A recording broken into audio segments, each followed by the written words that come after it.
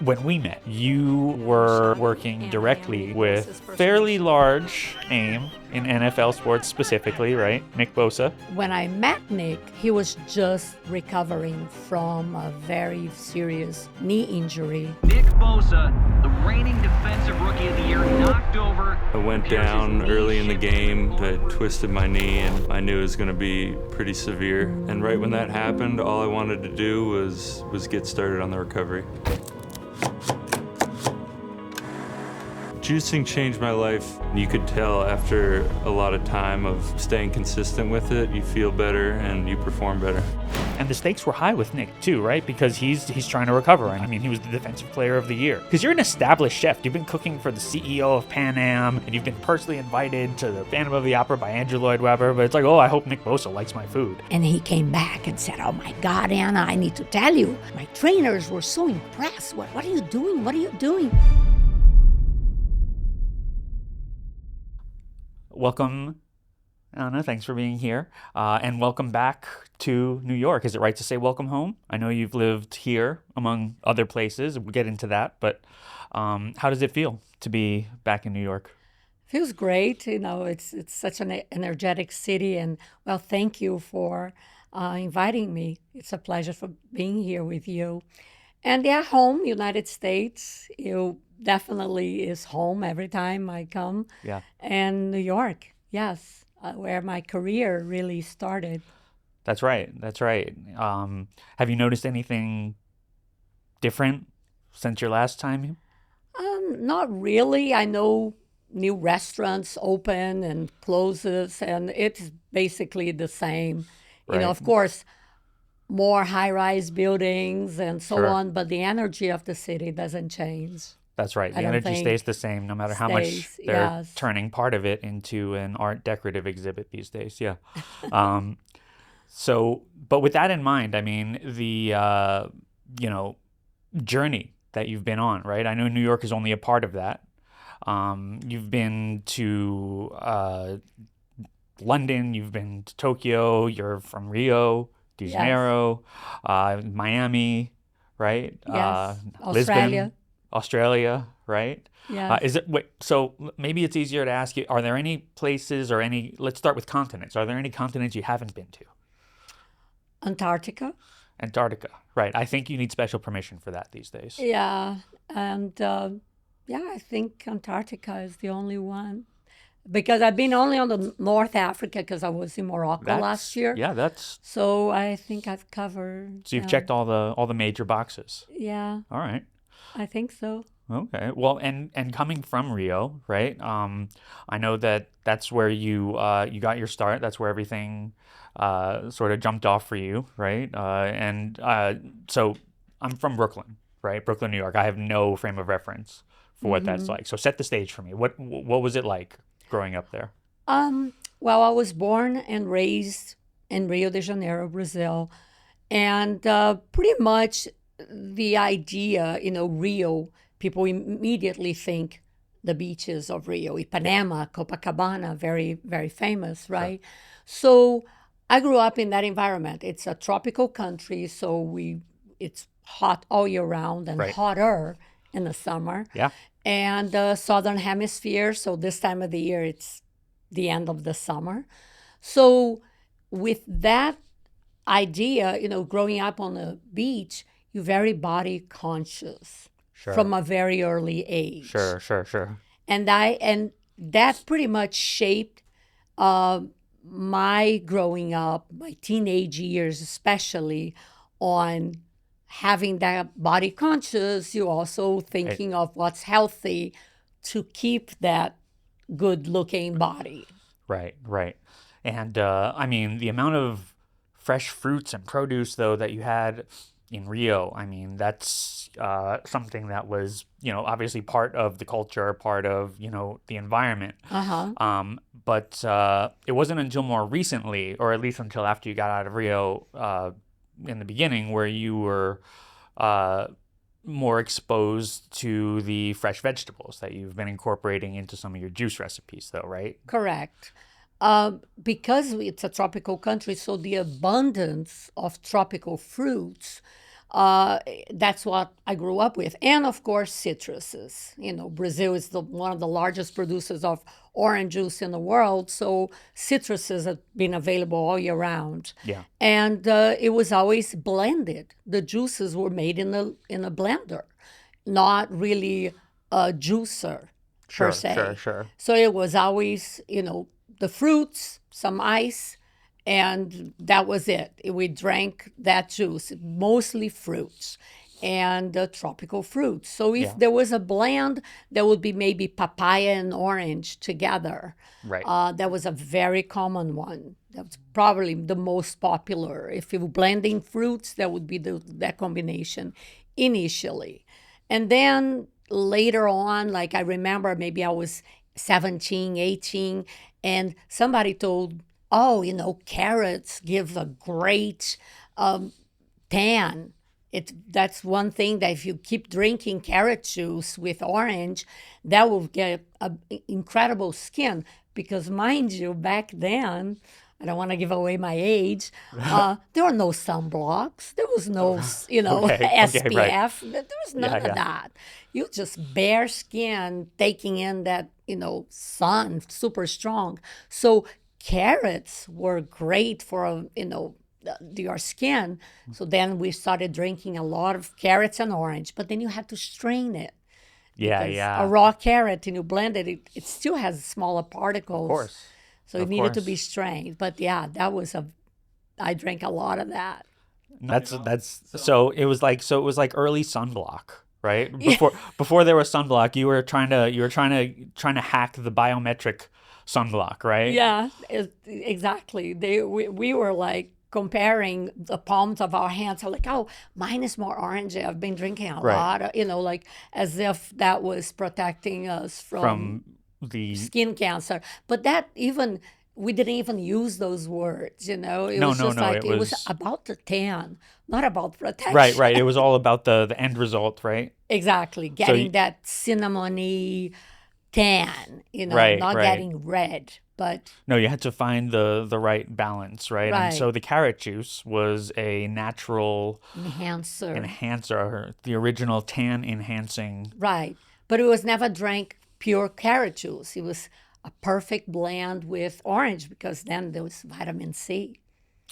Right. That was the belief. So the two of them together were great to show perfect tan lines. Yeah, well, I feel like I should have drank some carrot juice before we did this, but the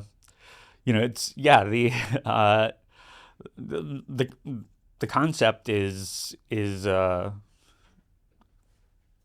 something that I am definitely not able to relate to. I mean, in addition to the fact that I didn't have like a huge beach culture, being from Brooklyn, no disrespect to Brighton Beach and to the Rockaways and all that, but it wasn't definitely wasn't the same thing. We weren't trying to figure out best ways to tan via organic, which was, I mean, that's very innovative actually. Now that I think about it, the more I'm rolling it around.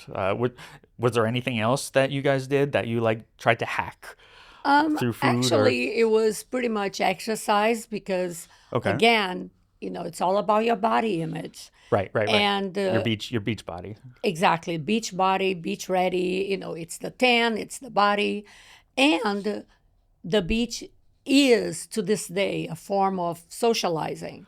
More of you're going to the beach. Of course, it's sunny, and I say that the Rio de Janeiro culture, São Paulo, other states are different, but Rio are the people that the beach is like a religion. You have to go. If it's sunny, what else is there just to what do? You do. Yeah. You go to the beach and you see everybody, you walk around and you check it out, you flirt. It's all about that. And it is to this day still no, it's like that. If it's not broken, don't fix it. I mean, and people clearly love it. People clearly enjoy it, and people clearly build their entire images and regimens and everything around it to this day, right? I mean, right. It was all about, the latest fashion in a swimsuit which Right. is as big as like this triangle. Yep. Yep. And that's the image that Brazil had for decades. Right. It's the Brazilian bikini, it's the Brazilian butt, it's the Brazilian everything. Again, health was related to your body image, Right. not necessarily your lifestyle, but it started there because you're conscious of what you are putting into your body. You just gave me a whole new perspective into the term Brazilian wax. So Yeah, thank they you. started there too. Yeah, I was familiar with the term, but it's hitting home in a different way now. Thank you for painting that picture. The other part of it is going back to the what we were talking about with the carrot juice, and Yes. the orange and things like that. You were saying that when you were doing those things, you mainly blended it, and you were doing it with ice even, right? Yes, Which yes. understandable, because you're in Right. beach climate, very hot, very warm. Yes. But I mean, for all intents and purposes, you're mixing in water, right? Yes, And then or orange juice. In the case of the carrot and orange, there was no water. It was orange juice Okay. and carrots. right, because And you don't then want water to dilute your there were your ice skin just your to skin make hack, exactly. right? Yeah, yeah, But ice again to make it cold. And Sure. literally every corner in Rio, there's a juice bar. But again, all they sold were juices, fresh Right. made juices, but made in a blender. okay, And so, of course, because it was in a blender, it needed to be strained. And to do that at home, yeah, it was easy to make it at home, but what a time consuming, right? To just strain it all. So I first started using a juicer for the first time 2 decades later. My very first juicer was a centrifuge mechanism. yeah, And I thought it was such an upgrade. Yeah, the juice comes out strained. Wow. right. Very But convenient. then, yeah, it was Right. convenient. It was such Right. an upgrade. But let me tell you, cleaning that thing, it was like, oh, I cannot do batch juicing because Right. it would fill out, especially, of course, I wanted to do the carrot and orange. So the filter would get so full with the carrot pulp that I've produced 1 glass. Now I have to pull it apart, remove the pulp, Yep. wash that strainer, put it back in. Or it doesn't work properly. No, right? at all. No, it wouldn't even. The screen is clogged. Nothing's getting through. Right. Yeah. Right. But it was my very first one. And then, of course, the evolution of the technology. Yeah. Really, today it's like, oh, great. I can do batch juicing with a slow juicer.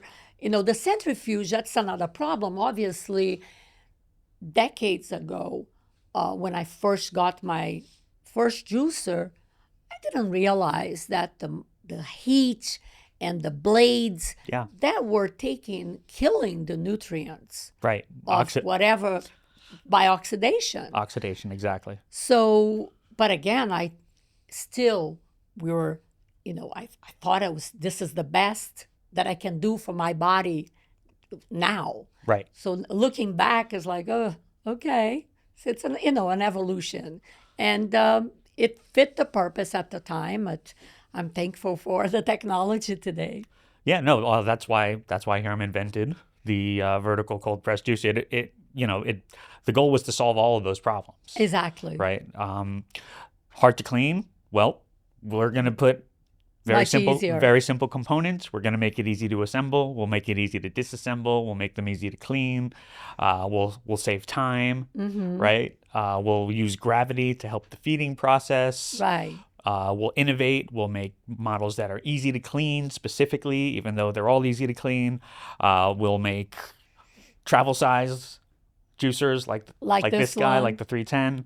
And I mean, that's the goal is to be the innovator, to be the leader, and to be always moving forward and helping people by setting them up for success on their health journeys. Make it very easy to get into a routine.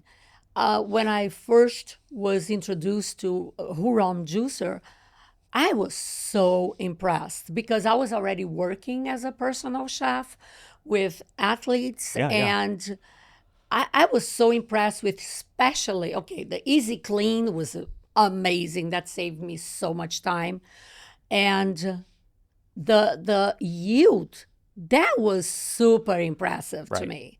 The amount of juice that came out of the same amount of produce that I put in, Yeah, yeah. it was very impressive. And the speed that came out. So, yes, the vertical and how the blades, it's a slow, gentle mechanism, squeezing out the Right. precious nature out of the fruits and vegetables. Yeah. And that was, and delicious too.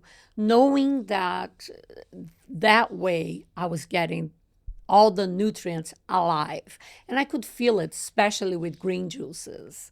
So yeah, Right. that really blew my mind and Right. made my life so much easier for myself, because of course I had to have my own juicer and my clients, because every single one of them had to have a Hurom juicer after that first introduction to me, like, oh, you gotta have this. Yeah. So yeah, No, that was and much that's easier for me and it's better for them. well, yeah, and that's what it's all about. I mean, and it's so fulfilling to be to be part of a journey, Right, right? Like correct. that for somebody. So let's revisit Rio, right? Where you started. What was it that eventually got you out of Rio? Well, I've always dreamed of going to Europe. Oh, okay. Yeah. I did not speak English, and I thought, okay, I need to learn English, and it's I love my dream is to go to Europe, so I combined the two, and wanted to go to London because then it would be like right there. I could travel around Oh, yeah. Europe, which was a dream. So I left Brazil with the intention of only spending 6 months, because I thought, well, maybe 6 months I'll be able to come back, and speaking English will be good for my, Oh, so future. that was the plan, was The plan was to leave just for six to months. London specifically, Yes, and then and then after travel around London, Europe and then come back to Brazil. 6 months later. Mm-hmm. Yeah. How'd that work out? Maximum 1 year. Yeah, how'd that work out for you? It's been 39 years. Yeah. Since I left. And it was amazing because one thing after the other. So, culture shock, London, completely different climate, everything, like cold, winter clothing and then learning a new language. So, I never even thought I would become a chef, but I enrolled in school. It's English as a second language. Yep. And on the first week of school, the teacher said, well, you need to get a job because that will force you to speak In practice, right? in practice. Yeah, yeah. Coming to school for 3 hours a day every day is not enough.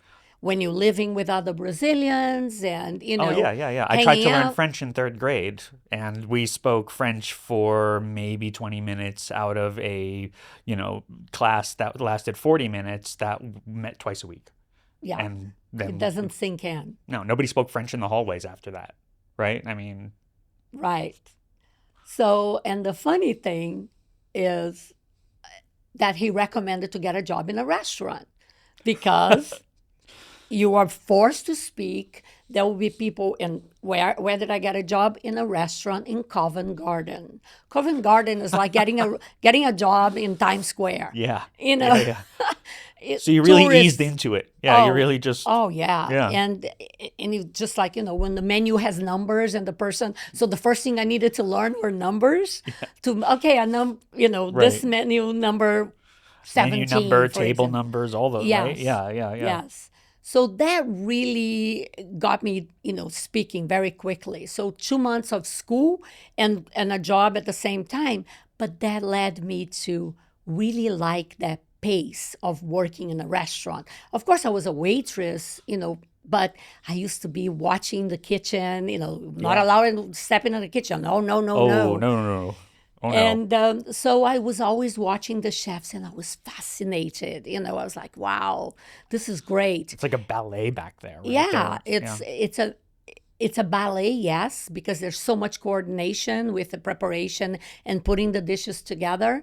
And at the same time, military Precision precision and, really and rigor and regiment, right? regimented. Yeah. That's the word I was looking for. So that really got me excited. And the first 6 months, I'm like, oh, I want to travel around Europe backpacking. So then I'm like, I needed more money. So let me go back to London. Yep. And one thing led to another, and I never went back to live in Brazil. But I got a skill of waiting tables. That, remember, I was 21 years old, and, it's just around that time, 22. And I haven't really decided what I wanted to do with my life. Right. And that gave me meaning because I thought I want to work in the kitchen. Yeah. So then I knew that, traveling, I met a lot of other people that started saying, oh, Asia is so great. It really opened my mind that I wanted to travel before going to Brazil. And that led me to go to Asia after Europe. Where in Asia were you? Well, I didn't live to work. I didn't work in Asia at all. Right. But I traveled. It started in Thailand. And from Thailand, it was like that trip took about 3 months because we went from Thailand down through Malaysia, Singapore, and then Bali for 2 months. Yeah. And of course, I'm learning new cuisines because, it was very inexpensive Right. during that time. And in Bali, we met a couple from Australia, and they said, oh, you need to come to Australia. So we said, sure, we'll meet you there. And a month later, we were in Australia. They oh, you need to stay. We'll hook you up. We'll find a place for you to live. And I'm like, sure. And within 2 weeks, I had a job in a restaurant because back to square one, back to the restaurants, Exactly. right? Yeah. And in that restaurant, I started as a waitress. And the chef was always asking me to help him in the kitchen between shifts, like between lunch and dinner. I would be helping him prep. And then he's like, how would you like to work in the kitchen? Sure. You caught on very quickly. Yeah. And I'm like, sure, because I'm getting a skill now, another skill. So bingo, I started working in the kitchen. I really loved it. I learned it a lot. And then I stayed 1 year in Australia. And so now I'm like, okay, I want to stay here forever. I love it. Why? The climate's very similar to Brazil. Beach culture. Oh, yeah. The same thing. People are very health conscious, the surfers, all of that. So there you go. I'm like, okay. So you were back in your element. Exactly. And fluent in English now. Yes. I mean, there's no better place to learn another language than a restaurant also. Oh, yeah. Right? Yes, absolutely. And the good thing about learning English in a restaurant, in an environment where lots of tourists, like in London, for example, Right. Some people would correct me if I said something wrong, but they didn't speak English either, the tourists. Yeah. So we had people from all different nationalities there coming to the restaurant, and we understood each other. But in Australia, it was different because now I'm in a completely new environment, and that's when my the language skills got much better. So then I decided to stay in Australia. So I went to see an attorney, immigration attorney, and say, okay, I'm experienced now. Yes, I'm working in the kitchen and as a chef. And the attorney said, oh, that's very well. We need chefs, but you need an education. You need to prove that you went to school for it. And I'm like, okay, can I go to school here? No. You have to leave, get a degree, and come back. And I'm like, okay. Sorry, you need to be educated. We're not the people to do it. But please get your education and come back. And come back. Kind of like, yeah. I didn't have much of a choice, I guess, because of the time that I've stayed there. Anyway, so came to the United States, New York City. So I visited 3 schools at the time here in the city, and chose to go to Peter Camp, New York School of Culinary Arts. It doesn't exist anymore. Today, it changed names and location. So today it's Institute of Culinary Education, but that's where I got my education. Right. And so I went to school with the intention of going back to Australia to live, but that I feel never like I'm happened. picking up on a trend here, Anna. Best intentions. Best on intentions, coming right? back, Doing the right right? thing, and yeah. Still plenty of time. Still plenty of time. You can always make that full circle journey. But as long as you've got the momentum, keep going because you did. You kept going even I kept after going, that. yes, and Right. working because I did the work study program. Right. So instead of paying tuition, I worked at the school. So I worked as a TA, teacher's assistant, Right. from 2 classes in the morning and the afternoon, Okay. and I sat in class as a student in the evening. So basically, I took the very same class 3 times, twice as a TA and the 3rd time as a student. So I was in school from 7 o'clock in the morning to And 10 p.m. this was culinary, right? Culinary, yes. And it wasn't always you're just like cooking for start to finish necessarily, right? Was there also With that program, we were, Okay. cooking. The classes were 5 hours long. So when I was a TA, I was running around getting ingredients, helping the other students see. and helping the teacher. But as a student, it was the very same class. So at the end, when it was time for me to do it, I'm like, I got this. Right. It was actually very good for me. So then at the end, when I was about to graduate, again, I was here enter as a tourist and Right. enroll in school, and so that changed to a student. And then my intention was to go back to Australia. In fact, I even got the visa to go back to Australia. Okay. That was the intention, but I got an offer to go be a personal chef in Bermuda as soon as I graduated. Okay. So, Yeah, no, you can't really say no to that. absolutely. So you're about to graduate, you've got your visa to go back to Australia, you're finishing out the game plan, but then you get invited to Bermuda to be a personal chef for these people. Yes. It's actually quite funny the way that happened because remember, I'm from Brazil. I lived in Yeah. London and Australia at Right. this point, right? So when I came to school in New York, by then I wasn't even thinking of going back to Brazil. That was, no, I have the world to discover. Sure. So it was November, and I was graduating in December. Right. And it was probably the 2nd week of November, I wanted to say. Somebody called the school asking for if any student was interested to work during Thanksgiving for a family Yeah, here yeah, in yeah. the city. And Nobody and- ever wants to work Thanksgiving. exactly. So the teacher that was saying, oh, anybody interested to work during Thanksgiving?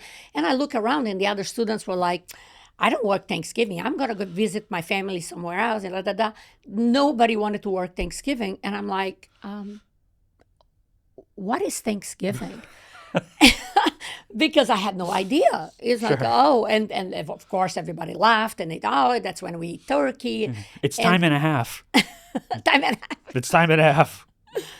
So I said, I'll do it. And then I went to work for this family. I went to meet them first and discuss, well, of course, Thanksgiving menu. Of course, I had to learn what that Right. entailed. So that was the job, was To just cook for the Thanksgiving dinner for that family for that day. for that day. Right. But, and I went and they No hired pressure. me, Thanksgiving dinner, right? No pressure. and I never really prepared. I mean, what's cranberry?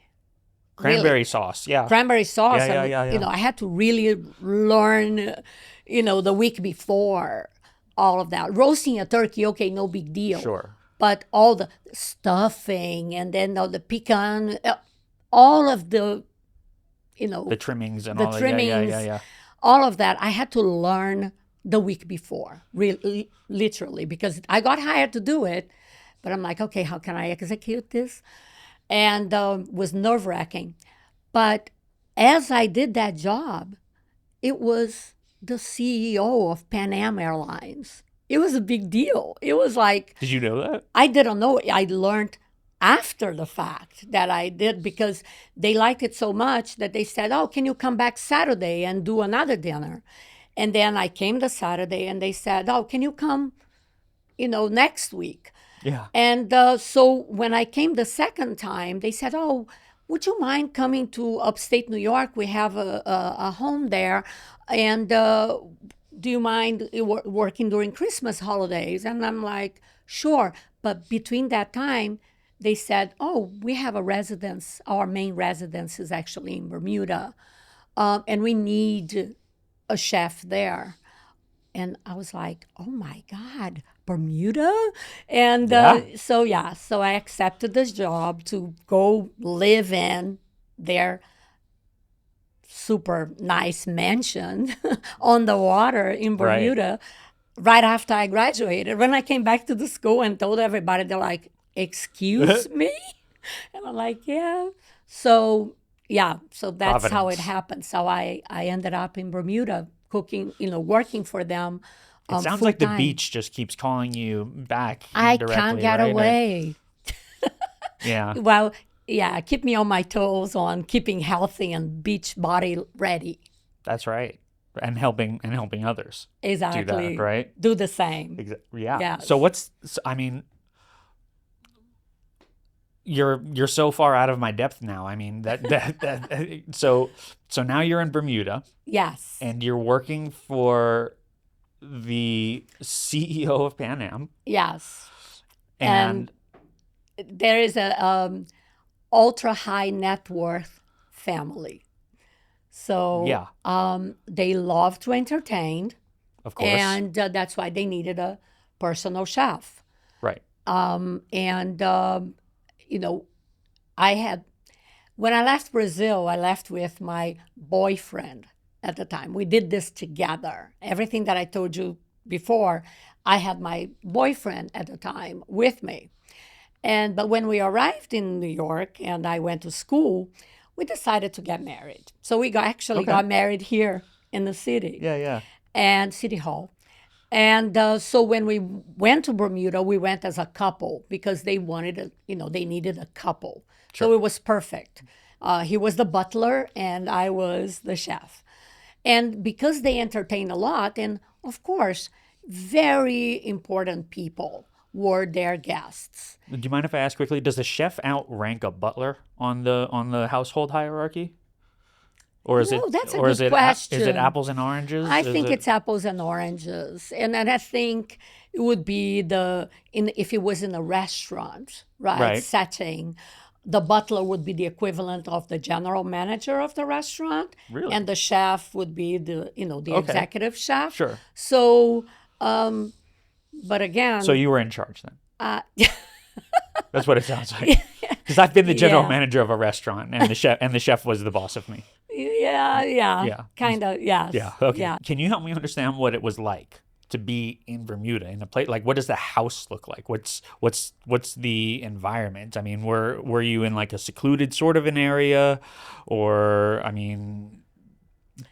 It was, I was so impressed with everything. I mean, I couldn't even believe how the universe Yeah. presented me with this incredible opportunity to fly to Bermuda on a working visa and arrive in this 3.5-acre property on the harbor in Bermuda. yeah. And Hamilton Harbor, and the name of the house was Paget Hall. Pageant Hall. Pageant, P-A-G-E-T. Yeah. Pageant Like a Hall. beauty So, pageant. yeah, really incredible. And it was a main house with a separate guest house right on the property. Yep. And my living quarters was pretty water view as well I'm on the sure. side of the main house. So it was a 2-bedroom little cottage, but it was attached to the main house. Right. And so, of course, I'm on my nerves, right? Yes, I worked in a restaurant in Australia. And during my school time here in New York City, I worked in events Right. here. James Beard House, I worked there, in events there, all part of the school. So now I'm being a personal chef of nerve-wracking. But hey, they like me already. That's why they hired Of course. me, and the entertainment, right? They wanted to entertain a lot, and guests would fly in, sometimes, private jets, because Bermuda is only 2 hours from New York, on the flight. It's not down in the Caribbean, and people think that, but it's not. It's much closer to New York than Florida is. So That's crazy to think about, actually. yeah, it's right out, Yeah. off the coast of North Carolina. So yeah, it's cold there this time of the year, just Sure. like it's cold here. So over there, I had to equip the kitchen and really start making dishes that I thought they liked. Of course, we would discuss the menus, and I would say, okay, start with an appetizer, a main course, and a dessert. And I started suggesting new items that they would say, oh, okay, yes, make that. We'd like to taste, what you're making. And I started focusing on more fruits and vegetables, fruits for dessert, Yep. and then vegetables, part of either a salad as an appetizer or, components that had more vegetables. Sort of a plant-based type of a... Not plant-based, because I wasn't even thinking of that. Okay. But implementing, more vegetables, because I learned that from in Asia. Right, 2 months in Bali, Australia. They did a lot of vegetables as well as seafood together, and meats as well. But Australia also, because of the climate, they really emphasize amazing vegetables. So Yeah. what I learned from the restaurant in Australia, I started implementing for them, dinner parties and their own meals when they were there. And they were there. They have to be there because it's considered their main residence. So they would arrive Thursday lunch time in Bermuda and leave Monday early morning to New York. So every week they would leave Monday morning and come back Thursday lunchtime. So, my days off were Monday afternoon and Tuesday and Wednesday. But that was when I planned menus, went shopping. Well, I was going to say, you weren't exactly off. Not really, You had because to I make also sure had- everything was ready by the time they get home. They wanted lunch when they got home. You're not just cooking for, an average American family, right? I mean, this is a fairly high and so what kind of menu do you make for somebody like that? I mean, is it all just like caviar and black truffle and... Actually, no. Even though of course, CEO of Pan Am traveled the world. Yeah. Well traveled, stayed in very the cosmopolitan best, and exactly, best restaurants and best hotels around the world. So, it's not like they wanted that quality at their table. Of course. At home. Yeah. So, and here I am. Luckily, that's why I'm very grateful that I had that knowledge. Yeah, I've traveled the world too. Right. Staying in youth hostels. But you've seen it. You've been around. You've seen it. Exactly. Yeah. And that really helped me. So, of course, I'm going to go to the basic, like Italian cuisine, for example, and then I would get some dishes that would be not necessarily pastas, but I would make polenta, I would make risotto and focus on that. Like, for example, I could gear the menu towards a particular ethnic cuisine. So whether, I introduce even Brazilian food to them. But Right. on the same way, I also would mix like get some ideas from Australia, for example, and implement it. And then, yeah, it would vary. And if I did something that they like very much, they would ask me to do it again and again and again. Okay. And I was like, okay, so we got a system. And I documented everything. You piqued my curiosity. What did you pick up in Australia? Was that because people? I mean, what's Australian cuisine? Shrimp on the barbie, right? I mean, let's. Yeah, that Is was it- a Vegemite sandwich. Yeah, right.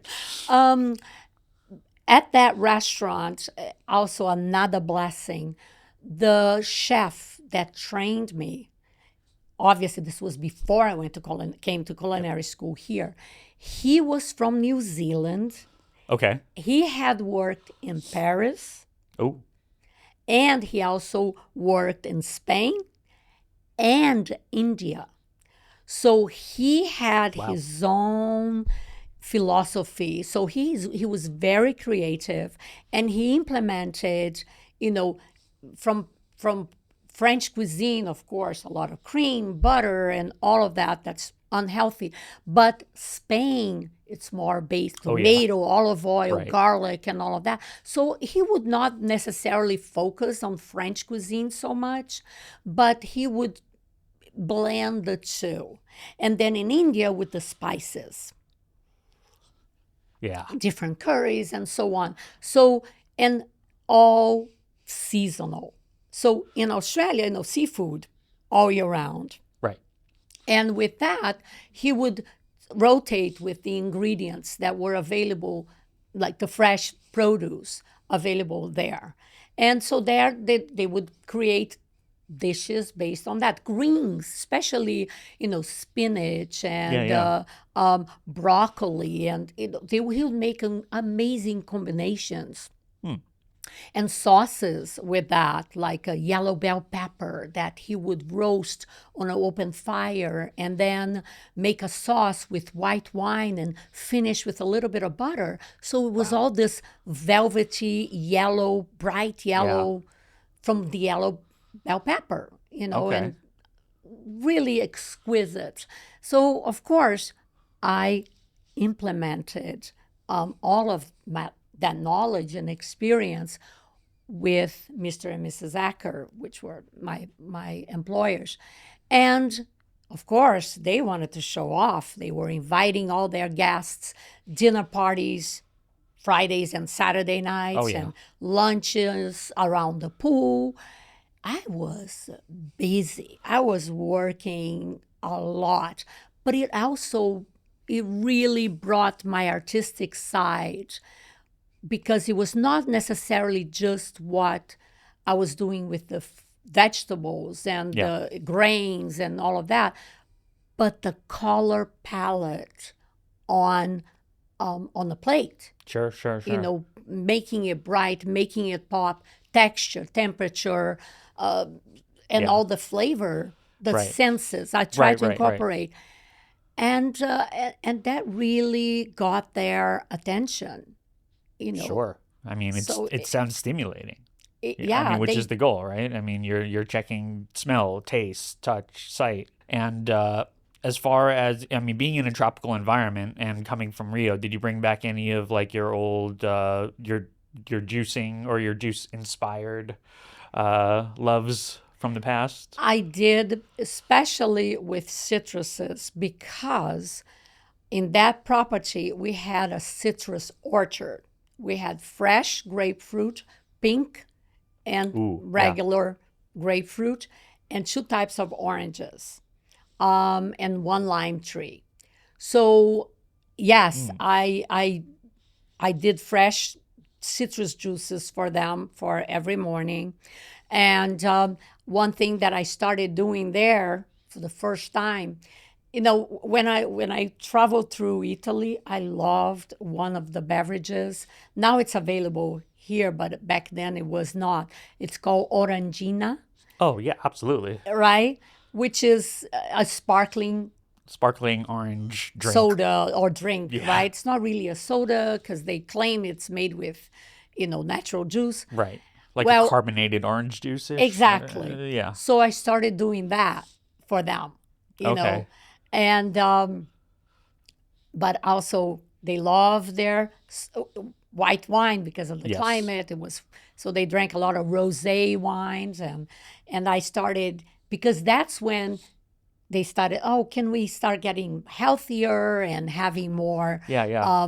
lighter dishes? Because as I introduced it, they started asking for more and knowingly because I lost weight, how amazing, and they Right. really started feeling the difference No, on that. So I even white wine spritzers or rosé wine spritzers, they love that, and the mixing of orange juice and sparkling water, they really like that too. Yeah. It was not like it was a novelty, it's just something that I started doing for myself, and they liked it. But then juicing, as far as juicing, no, because it was a long time ago. Sure. And then blending, yeah, maybe I did a smoothie because with bananas and oranges, but juicing, it was just the citrus at that time, Gotcha. right? So it was the focus was more on the healthy foods and the amazing combinations for salads and vegetables, and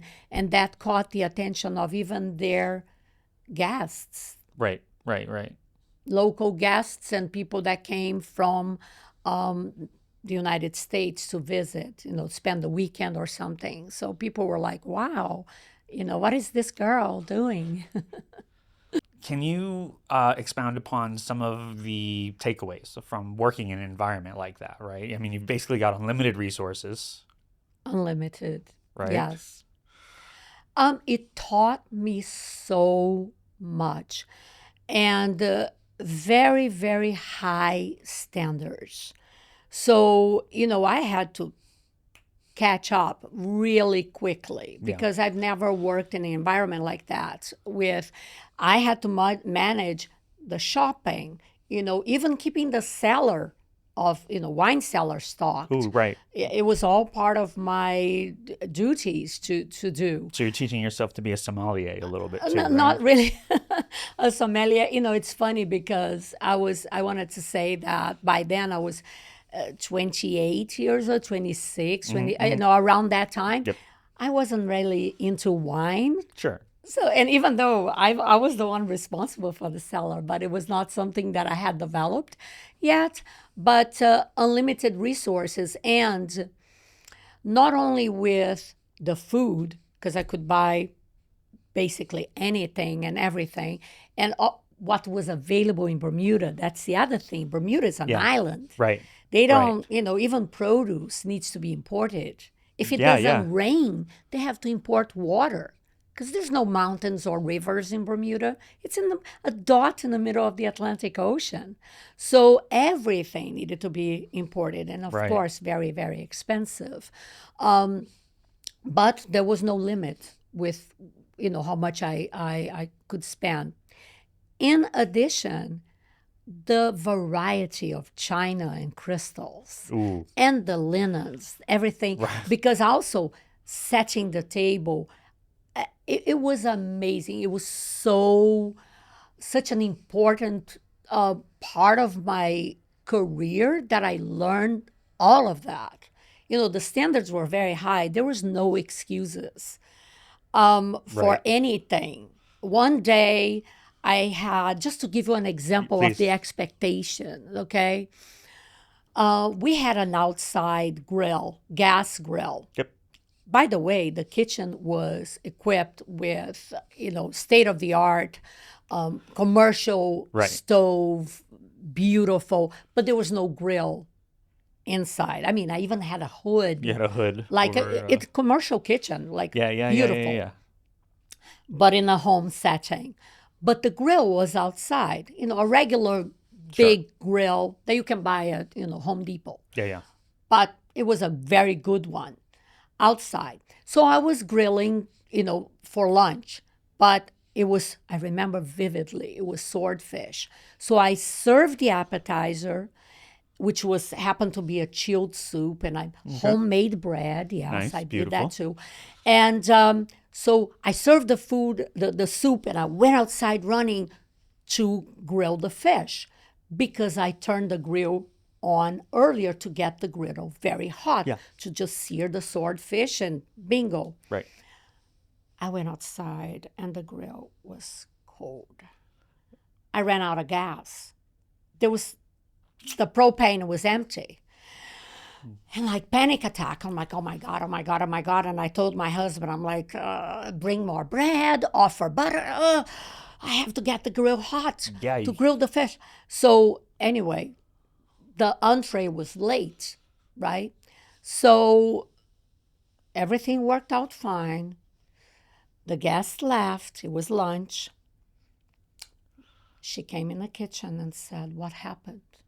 What happened? Why did it take so long for the entree to come to the table? And I'm like, oh, I'm so sorry. I ran out of gas. And, Yeah. the propane tank, and there is no gauge to say if the tank is full or empty. And, she's like, I'm going to call the manufacturer and make a complaint that don't let that happen. You need to check the weight of a brand new tank and make sure that every time before you turn on the grill, you need to lift the propane tank to see if you have enough gas. Don't let that ever happen again.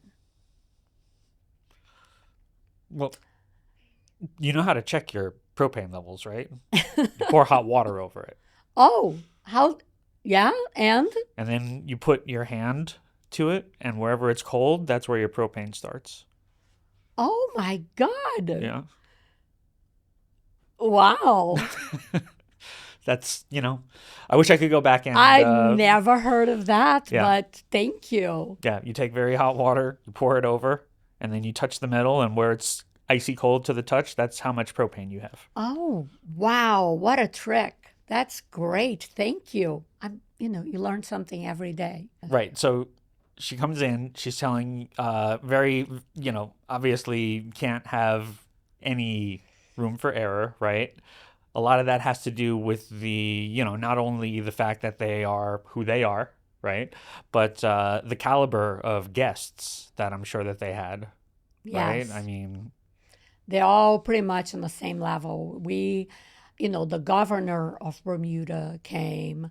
The CEO of Speedo was a regular guest. Wow. Andrew Lloyd Webber. Who? I'm just kidding. I'm sorry. I'm just kidding. He was a guest, and Yeah. I got tickets to see Phantom of the Opera, invited by Andrew Lloyd Webber, Wow. Webber himself, and the owner of the Rainbow Room, Mr. Joe Baum. Really? At the time, yes. The Rainbow Room. The Rainbow Room. The rotating very top of the... Yeah? Rockefeller Center Rainbow Room, yes. He came to Bermuda, several times, and as well as one year, my employers, they rented a house in Acapulco, Mexico, and for the month of February, to escape the winter in Bermuda, and invited. Of course. The house was so large. I think it had like 10 rooms, fully staffed. But we went there to keep, the way they like things to be done. Of course. So yeah, every week, group of guests would come in to spend a week. So for 4 weeks, we have different groups of people, and a lot of the same people came there too. So yes,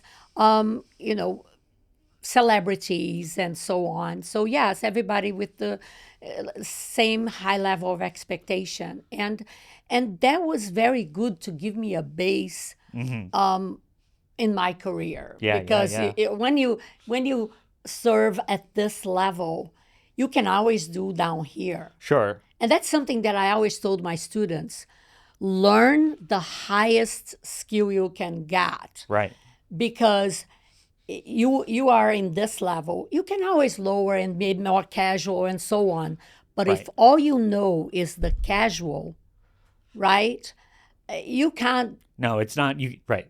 get up If you can here. learn to get up here, then if you need to, you can learn to be here. Right. Right. But if you're living in this area and now you need to make a trip up, you can't just Right. do that. It's not. And, Right. and that's why it really, I thank her for branding me to Yeah. very high standards. Did you ever get any like direct feedback from any of these like guests? I mean, Absolutely. clearly you got a personal invitation to Phantom of the Opera from Andrew Lloyd Webber, so you had the opportunity to interact with some of these folks, right? Yes, I did. And because Bermuda is probably the size of Manhattan, probably even smaller as a country. Sure, right. And a lot of the guests, yes, there were guests that were coming from the United States and England to Bermuda, but there were also people that lived there. They had homes there as well, Of yeah. course, they had their own mansions and staff, and so they socialized together. And sometimes I would go shopping or even go to dinner at a local restaurant, and I would see some of the guests because initially, yeah, I'm in the kitchen, nobody's coming to the kitchen. But as the dinners got more, people came back and they wanted to meet the chef. And I would be called into the dining room and they would come into the kitchen to ask me, oh my God, how did you prepare that cauliflower? You know what I mean? right. So situations like that. So then I got to meet these ladies. And one of the guests, him and his wife, they owned 4 hotels in Bermuda. Wow. And one of the hotels was a private club, Coral Beach and Tennis Club in Bermuda, which is a hotel and club. So, at one point, they of course inquire with my employers first. And they said, oh, when you're traveling, because they travel a lot, and sometimes they would be 2 weeks out of the island. Right. And I would be, preparing, making menus, and I still had to feed the staff that worked at the house, 2 maids and a gardener.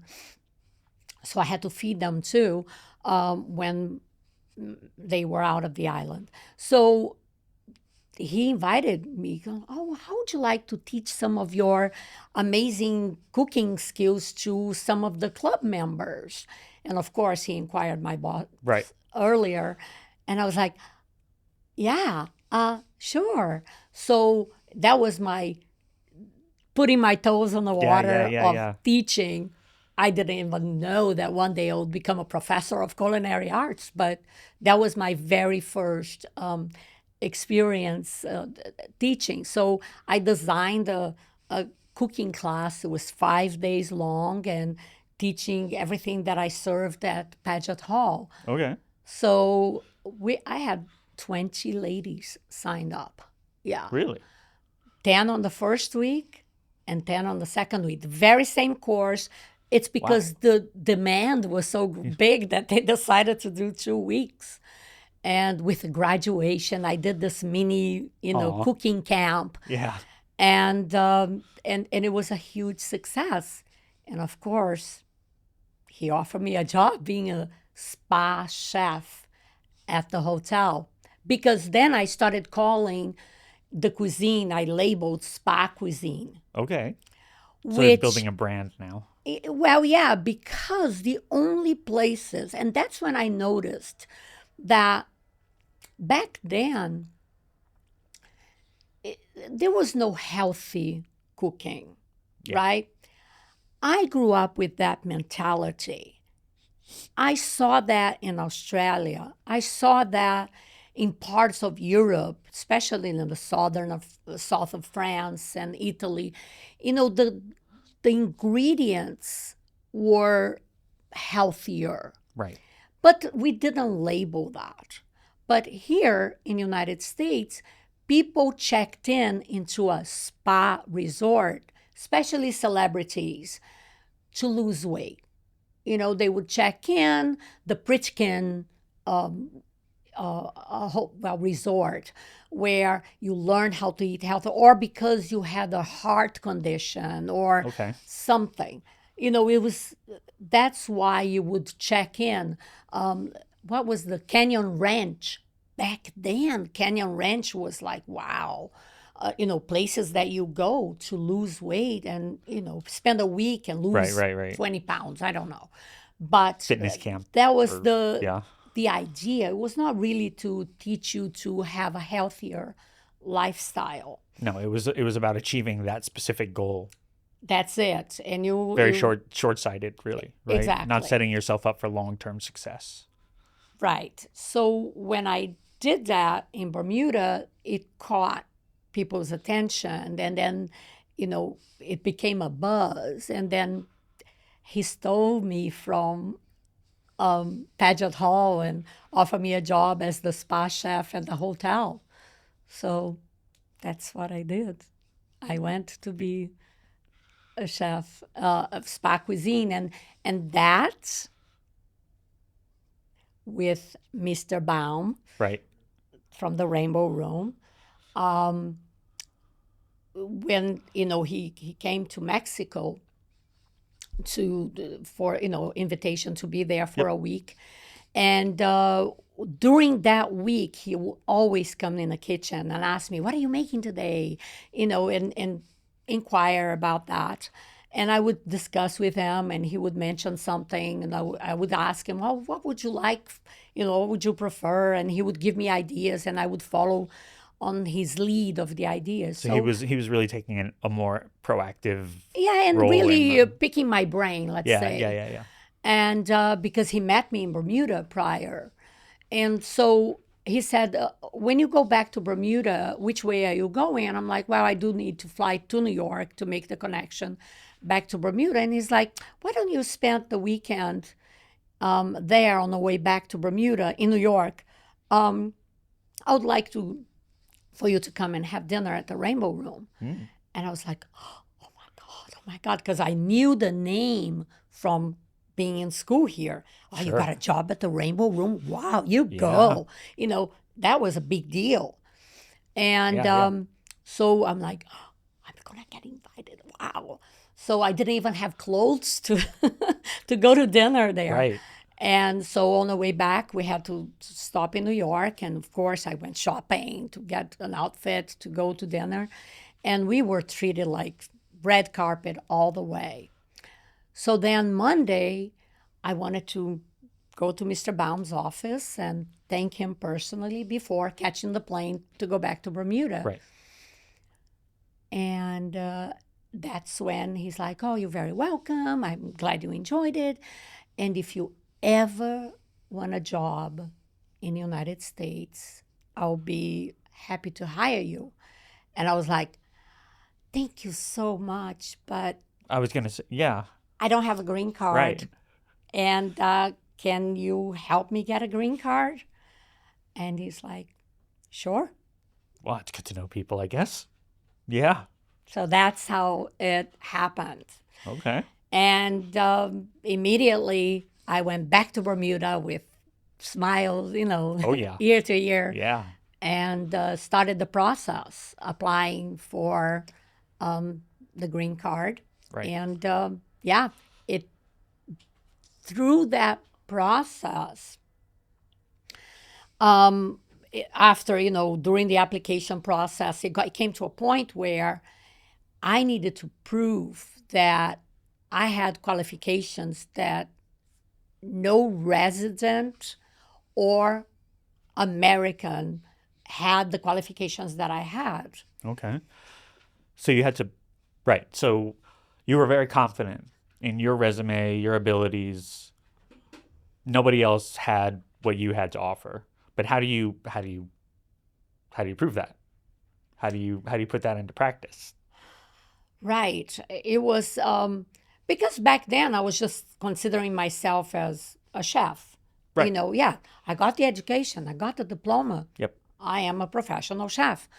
But, because I focus on spa cuisine, I didn't think of that because, usually during that time, foreigner chefs were either specialized in a particular ethnic cuisine, Yeah. such as Italian, Right. French, Japanese.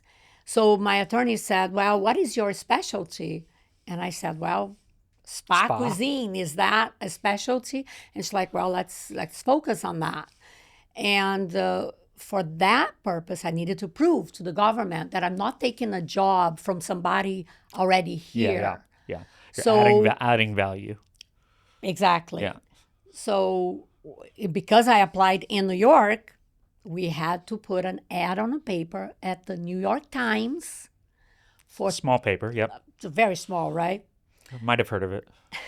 On the classifieds ad for as a chef for 3 consecutive days, advertising the position, spa chef specialized in healthy cuisine and, really giving examples Yeah. and, so many years of experience and so on. And basically to prove to the government that let's see how many people applies and what qualifications do they have compared to mine. Oh, I see. So you're basically taking an ad out for yourself Yeah. To to see show them that nobody else is going to be able to offer this. That I'm basically what you're putting in the advertisement is your unique value, correct. right? Correct. Let's build this ad Yeah. to say, okay, this is a position of what you have Yeah. Right. have to offer.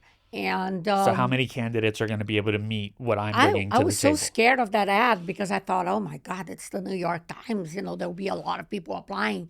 Right. There were only 5 applicants. Really? Yes. So this isn't like the Appalachian Mountain Bugle or anything. This is the New York Times, and you had 5 candidates. 5. And they all, of course, had to submit their resumes Right. and Yes, so yes. on. And they didn't have the qualifications that I had. And so that was case in point. We need There you go. her to be granted the green card because she's bringing skills that nobody here Clearly. have it. I was shocked and grateful at the same time. Yeah. And so that, it was a record time. Even my attorney said 2 years it took from the time that I started the application to finally getting. Yeah. Still not a short period of time, but No, but yes. relatively speaking, I mean that's And I was living in Bermuda at the time, so So I guess everything you was were okay. you're hanging in there, Hanging in there. making it work. Of course, yeah. because during that time you knew that you would wait, between 4 and 5 years, but 2, Or half yes. if you're a very uniquely qualified professional chef. Yes. So then that's how I got here. And, then I really, my career took off. Can you tell me a little bit about California, right? That's one area. We talked about New York. We talked about all the other places you've been to. But I know that California was also part of the journey, right? Played an important role in getting you Yes. where you are today. And Absolutely. There was a song in, I wanted to say early 90s that I don't know who was the musician, but there was something on the song that said, you need to live in New York for a while because it gives you the adrenaline and the fast pace. And then you need to live in California to slow you down and get the zen okay. out of it. So it is true because, coming to the United States and then I moved to California. And that's absolutely, it's all about the health and the energy and the, abundance of produce. And that's where a lot of the farms are, right? The salad yeah. bowl of the country.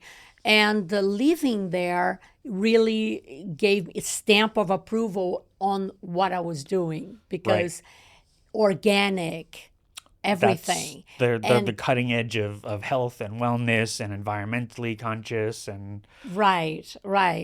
And, going back a little bit in New York, that was actually Fire Island. One summer, during the time that I was living here, that was my first introduction to a green juice. And that On was Fire Island. Well, because my friend was sprouting wheatgrass from seeds. Were you dressed all in white when you went to Fire Island? No. No? Okay, sorry. Anyway. So he was spending the summer in Fire Island working there, and he was sprouting wheatgrass from seeds. And when I went to visit him, he introduced me to cutting the grass and cranking up in the machine to extract the juice of, wheatgrass. Yeah, and you need a special, because wheatgrass is, it's a blade of It's a blade of grass. So you really need to be able to squeeze. Absolutely. And Yeah. I've never seen that before. So he cranked that about 2 ounces shot Sure. on an empty stomach. That was the first thing we did that morning. He's like, "Oh, let me introduce you to this." And I'm like, "Oh, smells like mold grass." Yeah, And, yeah, oh my yeah. God, this is so bright. Lawn Wow. juice. Yes. Yeah. And I took the shot, like, boom. And I felt like, whoa, what is this? Because it made me dizzy. And I was so impressed. But it's like, the taste is not that great. Oh, you're going to feel the energy. It's like the equivalent of eating 2 pounds of vegetables. And I'm like, really? Yeah, yeah. And I really felt like that rush. Yeah. And I was so impressed. I'm like, oh. So when I arrived in California, they were doing wheatgrass shot. juice. Yeah, yeah. And I'm like, I got this. And I started having sometimes, Sure, I sure, didn't sure. do it at home, but I would go and No, it's and not like have- you had a problem with it, right? You was only socially. Yeah, yeah, yeah. Yeah, not by yourself at home or anything. No. Yeah.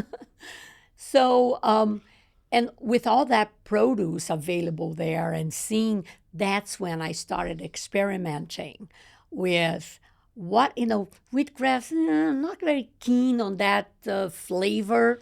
So can I add that? And so I started blending that in a blender Okay. with, orange juice and carrots and, trying. More but it doesn't- palatable. Exactly. Yeah.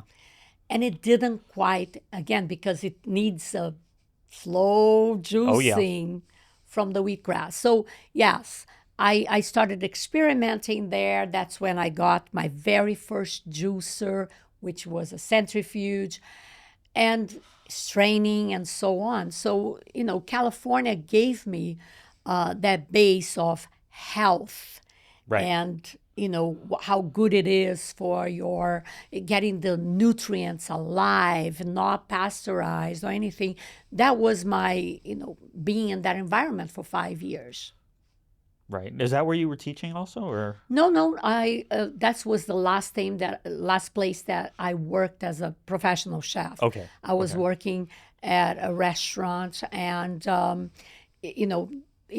started teaching when I moved to Florida. To Florida. Okay. Yes, and by then, That's when I you lived already- in Miami? no, I went to Jupiter, which is Okay. Palm Beach County. Sure.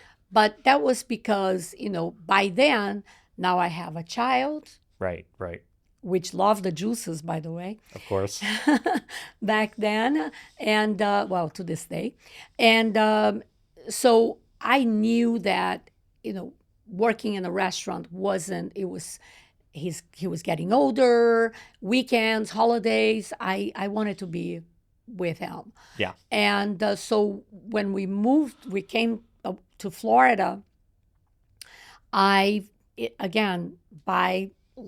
was looking for it. I thought I need to get out of being a chef because I didn't want to work those schedules anymore.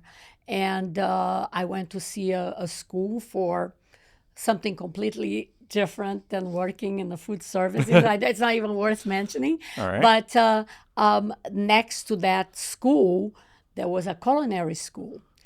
And I was interviewing to enroll in a course of AutoCAD draft, design. Okay. Nothing to do with it.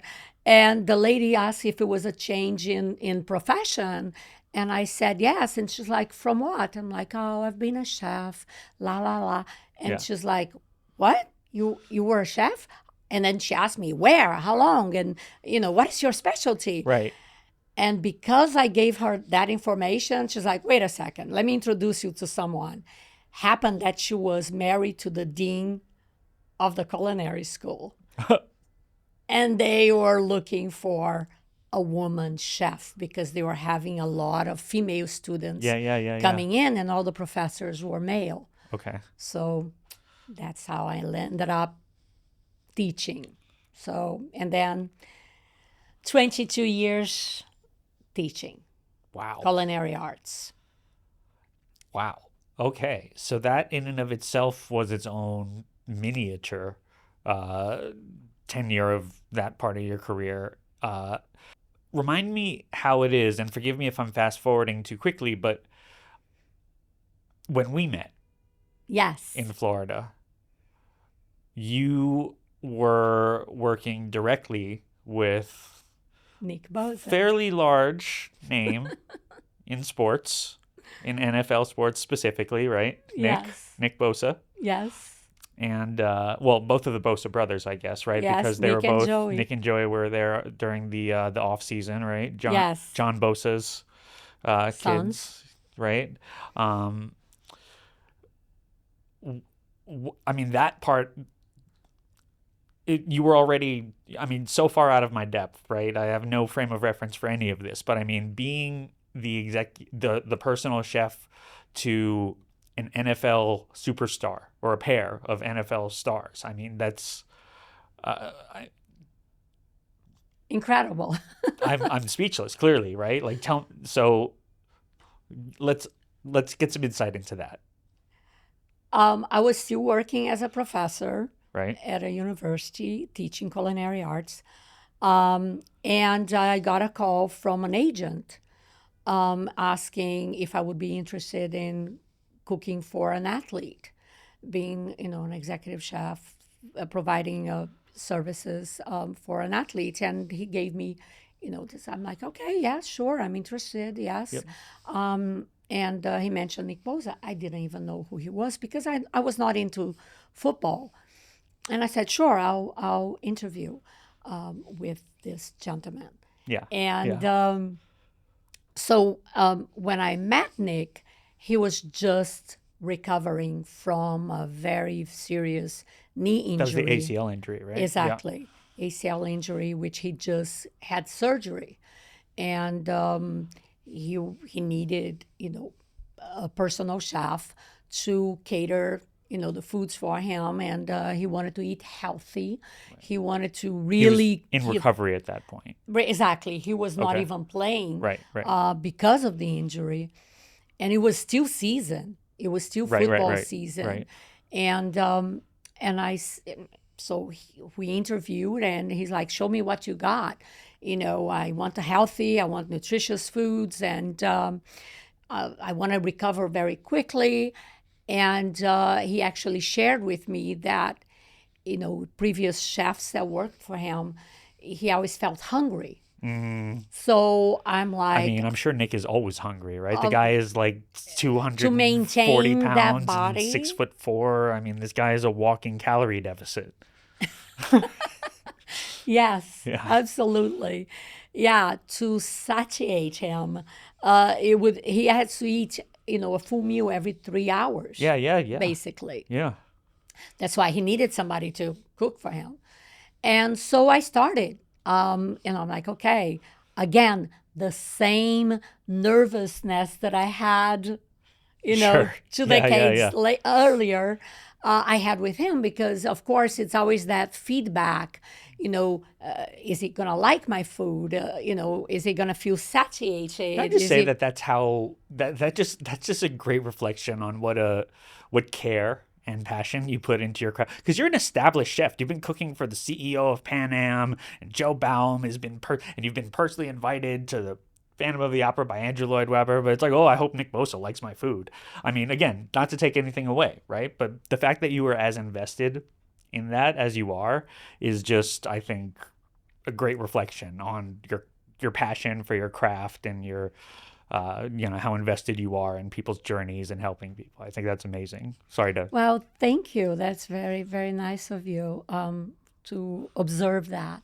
But yes, indeed, because it is, yes, it's a passion, responsibility. It's a huge responsibility, Sure.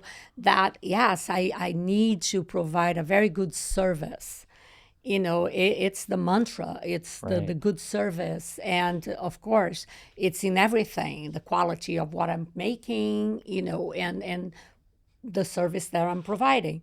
So, And the stakes were high with Nick too, right? Because he's trying to recover. I mean, here's a guy. yes, He's a franchise player. I mean, he's a big part of the team. Like he's the. I mean, he was the defensive player of the year. exactly. And I mean, so, him being on the team as quickly as possible back from recovery is huge stakes. These are now in your hands, Exactly. right? And of course, I'm coming in not knowing all of it, right? I'm coming in like, okay, this is an athlete. Like before, like learning to cook Thanksgiving dinner on the fly, like learning to do a wine cellar, all The universe is always testing me. just Let's the see one. if you can, let me throw a ball at you They're like, and see well, if you she's can been good so handle it. far, but we're just gonna keep her on her toes. We're just gonna keep throwing things up, right? Exactly, Yeah. exactly. And immediately, we built a very, very good rapport, where at one point he didn't even know, well, not at one point, right from the beginning, he didn't know what he was eating until he's right in front of him. Yeah, yeah. Because he said, I asked, obviously, do you have any allergies? Do you have likes and dislikes?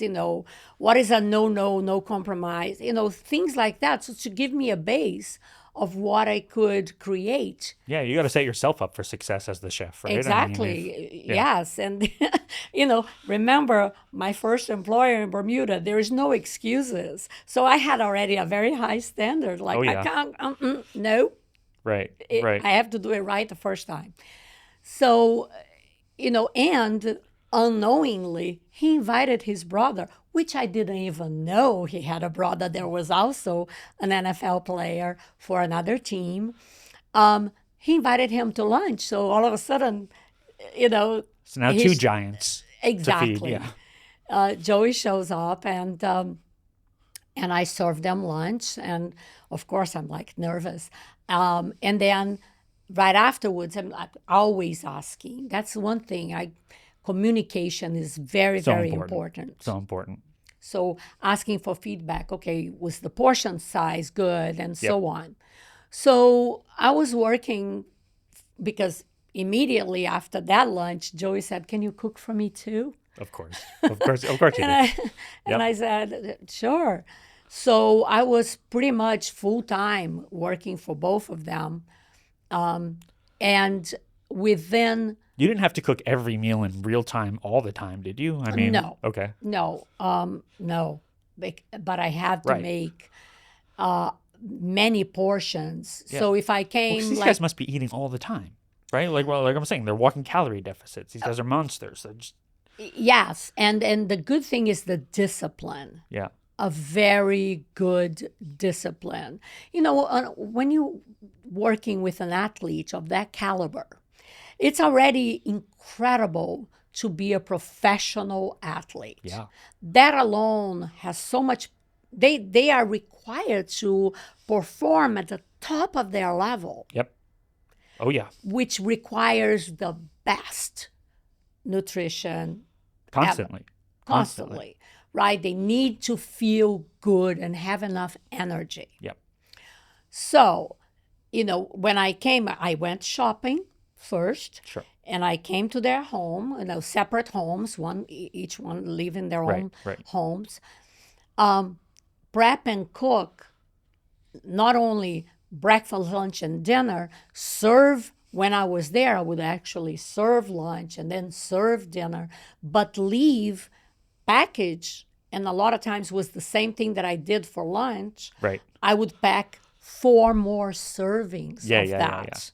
yeah. And whatever was for dinner, 4 more servings of that. So basically 5 servings of everything yeah. that I made. And then I thought, let me introduce some juicing.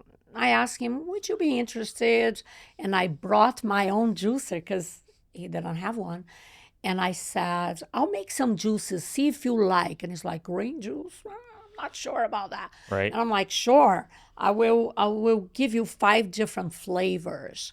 And then you pick the ones you like and see if you like how it works. So initially I made 5 different juices, and he loved it. He loved it. And then also, because I incorporated fruit and vegetables, Yep. again, it's a trial and error, right? Like, let me go with the fruits first because it's easier, Palatable and- sweeter, yeah. you know. Yeah. And then he's like, okay, what fruits are you using? And because, of course, I had some with carrots, some with, as a vegetable, but apples and all varieties. And he said, I want to try to cut down on the carbs. Right. So let's stick to 2 flavors. And those 2 flavors were mostly greens, which was totally amazing to me that Wow. he liked the green juice so Yeah. much that he chose 2 flavors that were both green. Cutting out carbs in and of itself is something most people struggle to do, but then to actively choose the green juices on top of that is, that's special. Yeah, especially when I'm putting kale, Yeah. spinach, celery. Right. These are true green juices. These aren't like where the kale is really just food coloring for apple juice or whatever, right? I mean, it's these are real vegetable based, like the 80-20 rule is really being followed, right? Right, correct. Yeah. But I started with 50-50. But then, Sure. then Taper. when I realized that he liked the flavor of greens, I started adding more and more to it got to 80-20 basically. And so I would I would make it fresh and give it to him like a 16-ounce glass, and he would just love that. And then I would leave some ready. Yeah. So I started with 2 quarts of juice. It would disappear. So then it became a gallon every time, Jeez. that I made. And then he started, again, communication, right? Yes. So he would tell me in the morning that first thing in the morning, he had the glass of juice Right. before his run. So he ran in the morning, came home, had breakfast, and then went to the gym for weight training. So juicing was perfect because it gave him the energy without having the weight of a solid meal. A meal, yeah. So he could really, and he started feeling the difference. Well, I believe that. Yeah. I mean, and he's in recovery too, right? So at that point, his body's also craving the nutrients, vitamins, minerals that it needs to rebuild itself. And I mean, when you're extracting all that stuff from the pulp, via a slow juicer, you're basically extracting all of the healing potion. Exactly. Right. And so now he's basically got this gallon of healing. Well, we batch juice for ourselves over the course of a week. That's breakfast for Nick, right? I mean, it's exactly. And I'm sure his body was telling him, yeah, no, give me more of this. Give me more of this, He right? felt it. Yeah. He felt it. And that was so gratifying to me because it gave me the validation that I needed. Right. Again, you said, oh, you're so confident and so on. Yeah, but anytime there's a new customer, a new person, you want to get validated that you are doing the right thing. And for example, I started working for Nick, I believe it was either end of January, beginning of February, right? Yep. So, and within the first 3 months, everything was working great. The feedback, the food, the quantity, the satiety, everything was great. And then he had to go, which is very normal, back to California to meet with the team. And they do a mini camp. Yeah. Usually is in June before they return full time at the end of July. So that June, it was it was either end of May or beginning of June. So he went back to California, And he came back and said, "Oh my God, Anna, I need to tell you, my trainers were so impressed. What are you doing? What are you doing?" Because I got 9% body fat. I'm like, what? They were so impressed with my recovery. I was doing so great. They wanted to know what I was doing. And so I'm like, "That's so great. Congratulations." And he's like, "Oh, keep doing what you're doing. Don't change anything." Yeah. And of course, he remained, doing the juices for the entire time that I worked for him. In fact, he went back when he returned to start the season. Yep. At the end of July, beginning of August, he requested juicing to be added for all the players of the 49ers. So Oh, wow. that was, he really got into it. He really liked it. And he drank before his run in the morning, and a lot of times he drank with lunch.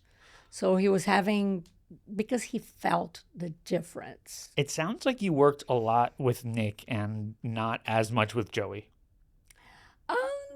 I love them both. Of course. And I did work for both of them.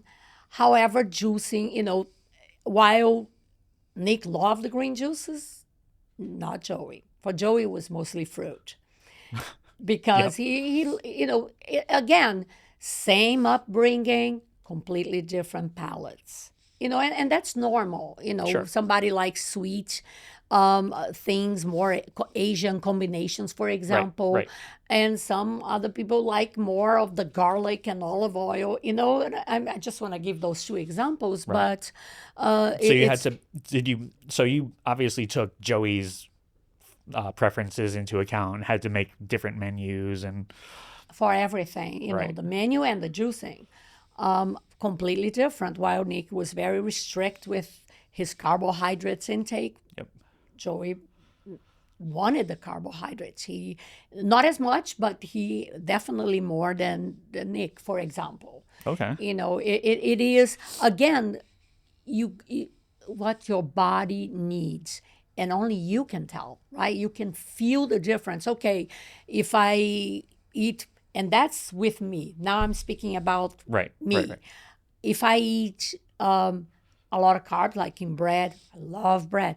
But if I eat a little too much of that, or grains like rice, I feel the difference. It slows me down.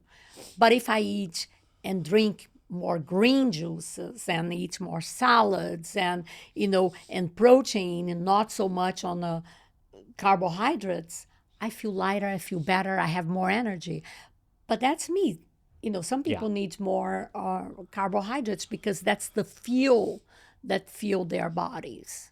And so everyone is different, and I have to adapt to that because I also cook for other athletes, and the same Right. thing. It's the taste combinations in the flavor palette for the menus. Have you used or when you finally did make the switch over to cold press, was Hurom the first Yes. juicer that you used for that? Yes, thank God for that. Yes. I was introduced to a Hurom H400. That was my very Okay. first encounter with that brilliant machine. And learn about the technique, being the slow juice. They are the inventors of those slow Yeah, no, juicer. they invented the vertical cold press Yes, machine for that I reason. was Yeah. very impressed. And so that was my very first time using a cold press or masticating Yeah, no, right. juicer. Right.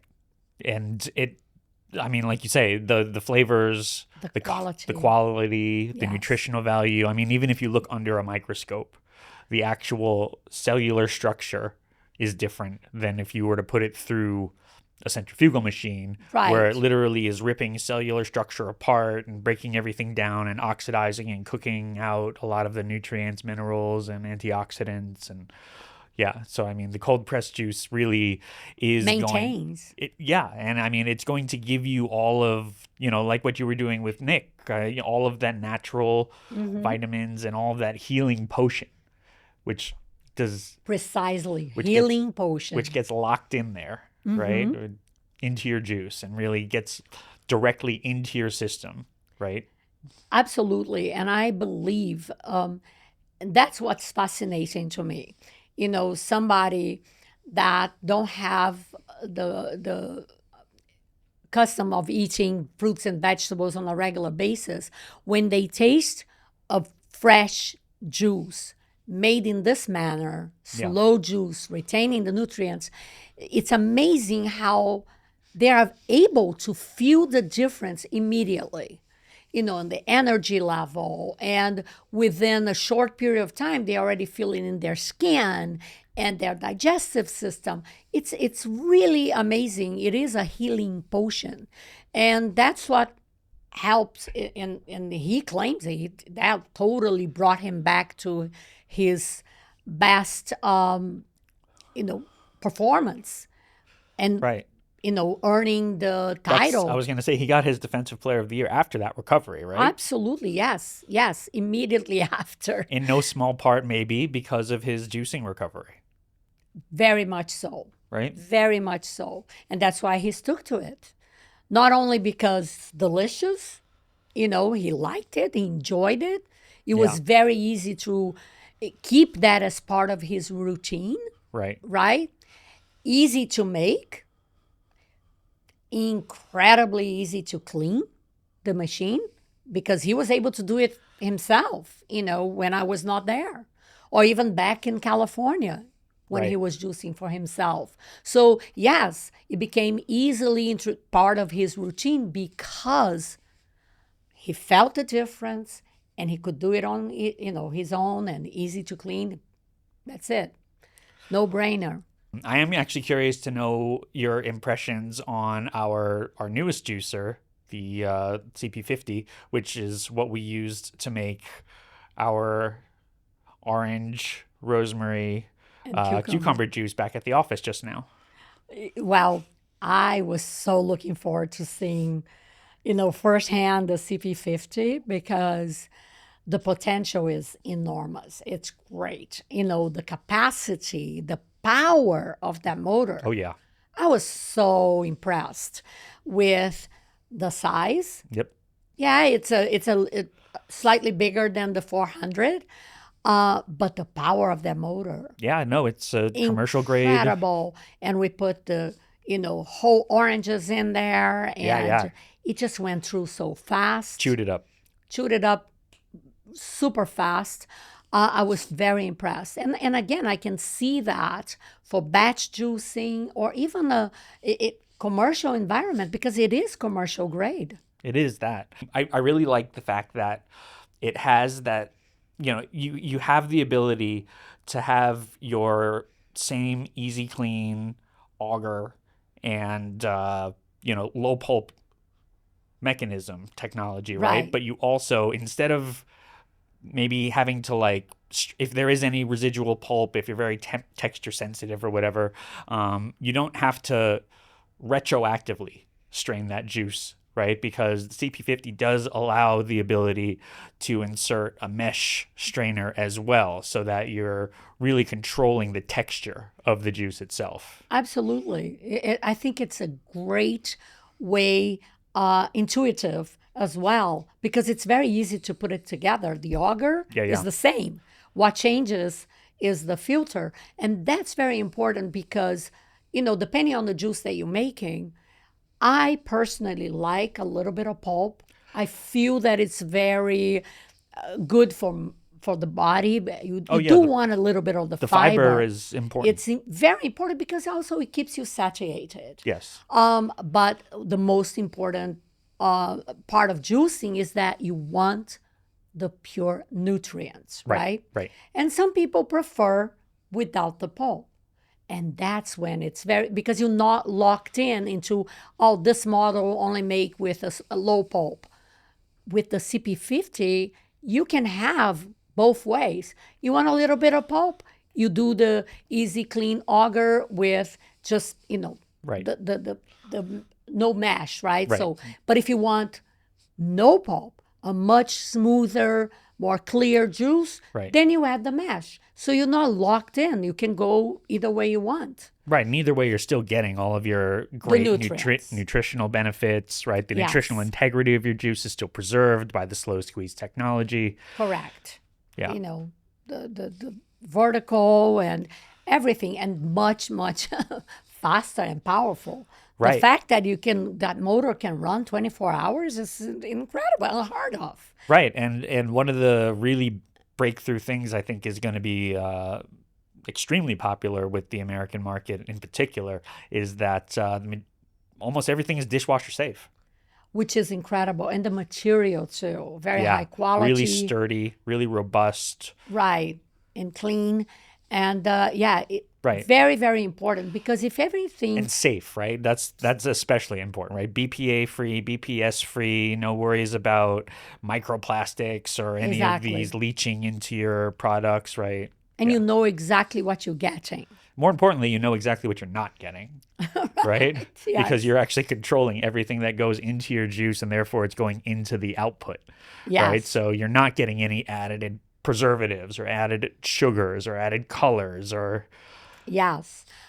Every time I juice for myself, which is often, it's a moment of, I want to say, self-healing. It's part of a nurturing. self-care routine, right? Self-care Yeah. routine.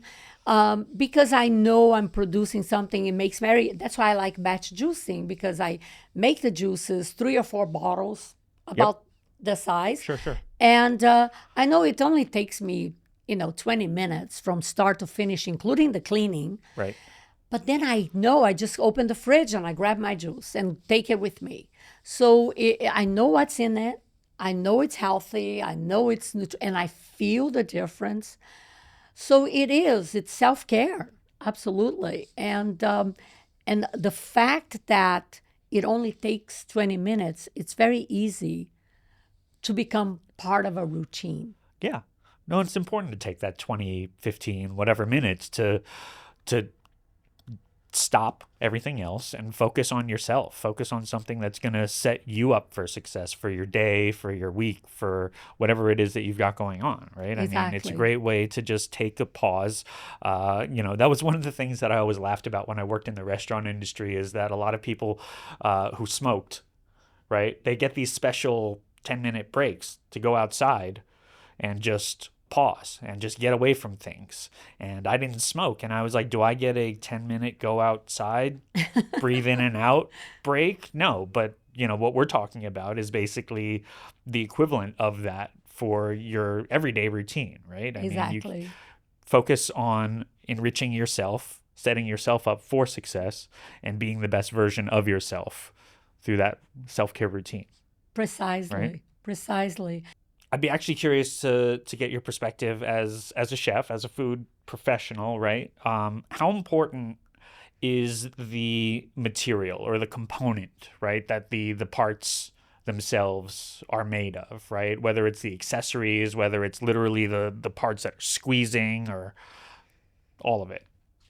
I think the most important is the fact that it's not going against my goal, which is to obtain the highest nutrients that I possibly can, right? Right. So the fact that it's slow juicing and the mechanism that they extract the juice from fruits and vegetables, that's rule number one. I want the integrity of my produce to come out in the glass of the Right. juice that I'm making.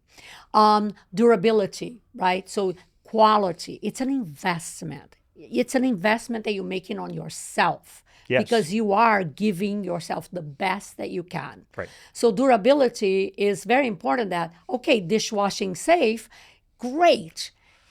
Will that last? Will that maintain the clarity Yes. that I can see the juice that is being made? Right. So I want that durability.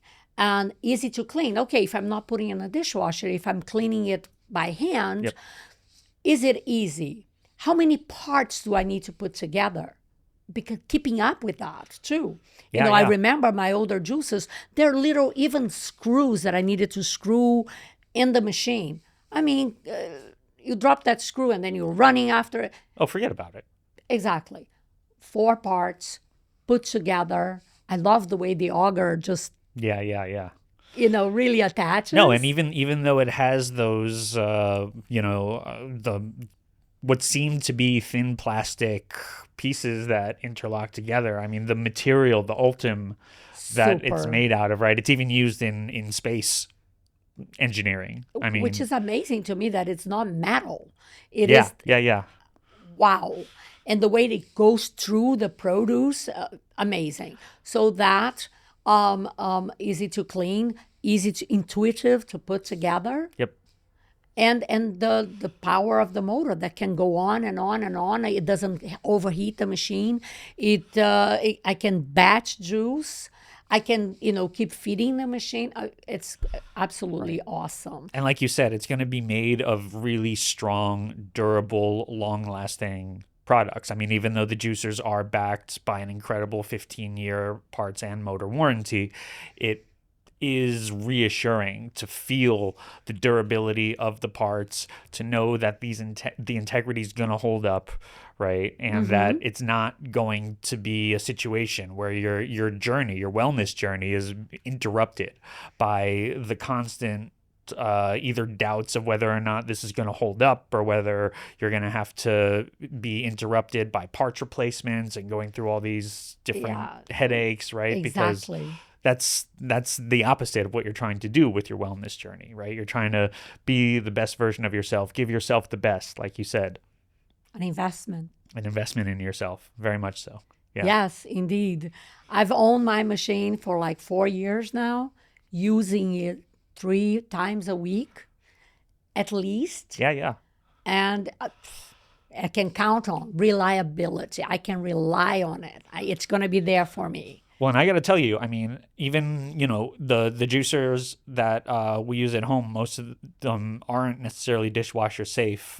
So they are subjected to maybe the toughest test, which is being cleaned by our dishwasher, which is a 43-year-old half Chinese guy.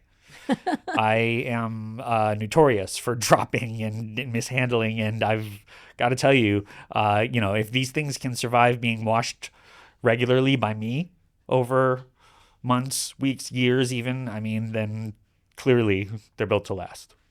Yeah, and with the CP50, what is amazing to me, it's the first commercial juicer made by Hurom.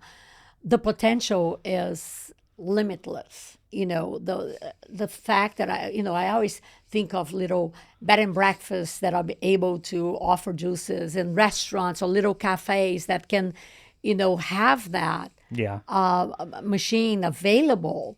And the best part, the fact that you can just rinse with water between batches of different flavored juices. Right, right. Wow, it's like on the go. It's Efficient. efficiency to great, and I think it will be very, very good for food service establishments to have that easy. Right, 100%. Yes. 100%. So that's it's impressive, and I'm very happy that Hurom decided to make that machine. Again, always, I always value your insight as a established, talented chef. A good buddy of mine sent me this video. It's a Martha Stewart video the other day. I'd be curious to get your reaction on this, right? Because I know you're very well established in the juicing world and very knowledgeable about these things. So tell me what you think about this. I drink 8 ounces of that every single morning. And that's why I am ice hair. In my green juice, we make it every morning in a Breville juicer. It's not a smoothie. This is a juicer. We extract the juice. And you know that you've gotten all the nutrients out of the vegetable juice. Cucumbers, celery, parsley, fresh mint, a tiny piece of ginger. Spinach. Oh, spinach. The Main best ingredient. spinach. We have big boxes, raised beds of spinach all winter long. And then maybe a piece of fruit, maybe a piece of mango or a piece of papaya. Or no bananas, I don't like bananas. Pineapple. Sometimes pineapple for flavor. But that's it in my green juice. Could somebody grow all of the ingredients in one bed? Oh yeah, but the way I drink green juice, it would be fun. I need flock beds. I need 52 beds. Uh-huh. Well, So- again, That is not a cold press juicer. no, she's not talking about how difficult it is to clean that juicer. Right. and having to stop to What? remove the fiber stuck on the filter. I thought it was interesting that Martha Stewart notes we're going to be getting all the nutrients, right? Mm-hmm. And it's like, well, Not quite. you're using nutritious ingredients. Correct.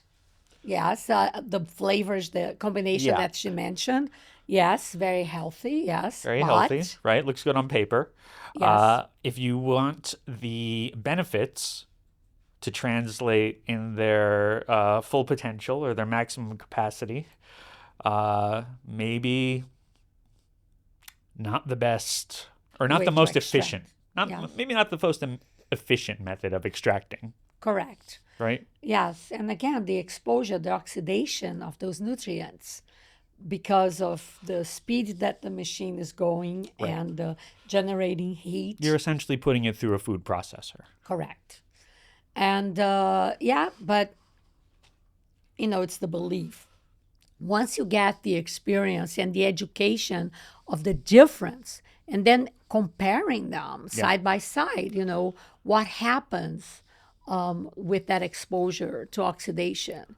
Yeah, that's the end of your juicing. It will not last. No, yeah, well, I mean, and it I think becomes very apparent when you've had a cold pressed juice versus a centrifugal juice. I mean, the taste of it Is different. is so holding all else equal, right? Putting aside the nutritional benefit and the antioxidants and everything else, if something tastes better, if something is more enjoyable, you're going to be more inclined to do it. And the yield. You're saving money with the yield too. Right, economically. Economically, because it is exponentially bigger Yes. when you cold press, slow juicing, the yield is much higher. Yeah, significantly. Yes. Significantly higher. Yes. Yeah. So I've been getting a lot of ads lately. Like my phone, specifically on like social media, I've been getting all these ads about this. I don't know if you've heard of it. It's called AG1, right? that stands or for- Athletic Greens Oh, 1, as I understand it, right? And so it is, the latest in, the newest perfect health supplement. It's got everything you need. The top 100 most important things that your body needs, and it's all been concentrated into this dehydrated, shelf-stable powder that you add to water, and that's the secret of health in a packet, without giving too much away. What are your thoughts on that?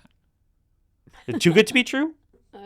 Well, how much time do you have? Yeah. Because, we can really dig into this. Well, number one, we all need plenty of water. That's right? the most important thing, right? That's the most important thing, hydration. All athletes need even more than we do. Oh, yeah. However, it provides hydration, but it doesn't have any electrolytes or nutrients. We need it, but it doesn't provide that. Yep. Juicing, it's like you can't substitute in a powder. Right. And especially it's been ultra processed to get to that level. The nutrients are not alive anymore. And yeah, they might have added, artificial vitamin A and D and E and so on, because your body cannot distinguish the difference between a real one from synthetic nature and a and synthetic one. Right. However, why would you do that to your body if when you can, making your own juice, Yeah. provide the best, which is alive and well and natural. Well, and we've come a very long way with science, right? But at the Correct. same time, as far as we know, our bodies are not able to discern between a synthetic and a natural ingredient. Correct. But maybe there's other things in the natural ingredient we're not testing for that are omitted in the synthetic version, in the shelf-stable, dehydrated, powdered version of what we're talking about, right? Absolutely. So it could be that in 50 years, we're going to find out that actually it seems like our bodies can't tell the difference between these synthetic and natural vitamins. But at the same time, it really is because of the, whatever, call the water content or the hydration, that it really is making this significant difference and that we weren't aware of it. So to your point, why wouldn't you just get the natural version the way nature intended? Yeah, I understand that we all want the convenience, right? Sure. But then it's a trade-off, you know. It's like when you can provide the best of the best to your body, Right. why would you go for less than optimum? No, cost benefit is pretty plain about which Absolutely. is yeah. Yes. And when I mentioned water, right? We all need water. Well, you're getting water from the fruit and the vegetable. Think Yes. of a cucumber. How much water is in It's a actually cucumber? mostly water, Mostly technically. water, right? Celery.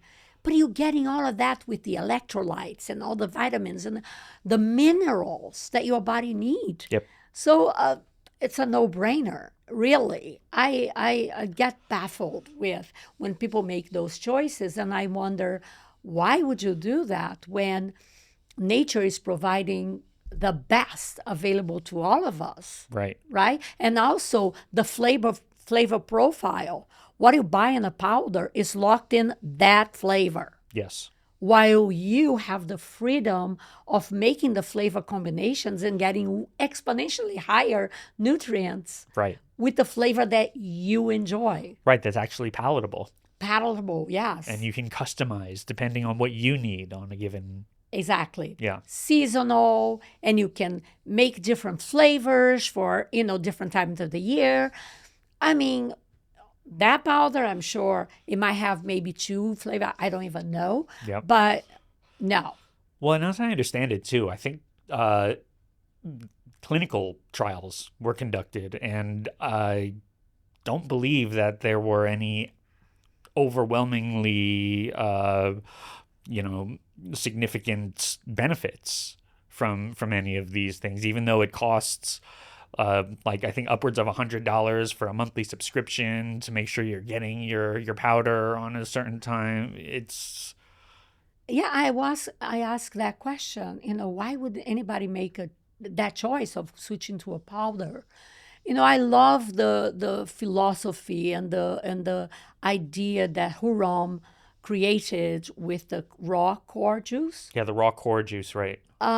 It's great because it simplifies. Okay, you focus on 3 different vegetables or more, minimum least- 3. right, at least 3. At least 3. I would even focus on greens, especially. Definitely. And then you can add more, like we can add a fruit just to the palatability. Sure. But Including that, seeds and all exactly. the yep. That's the most of the nutrients are on the skins, right? So the slow juicing process is extracting from everything. If you throw a whole apple in here, it will crush the skin, the seeds, Yep. everything, and you're gonna get the extraction Yep. that will preserve the enzymes because it's slow Yeah. juicing. The nutrients are alive. No, and those enzymes are essential, breaking your amino acids and catalyzing all of the reactions that need to happen in order to benefit from all these great nutritional ingredients, right? And most importantly, it's feeding your gut biome. Exactly. This is the core, again, raw core, the core of your immune system. Right.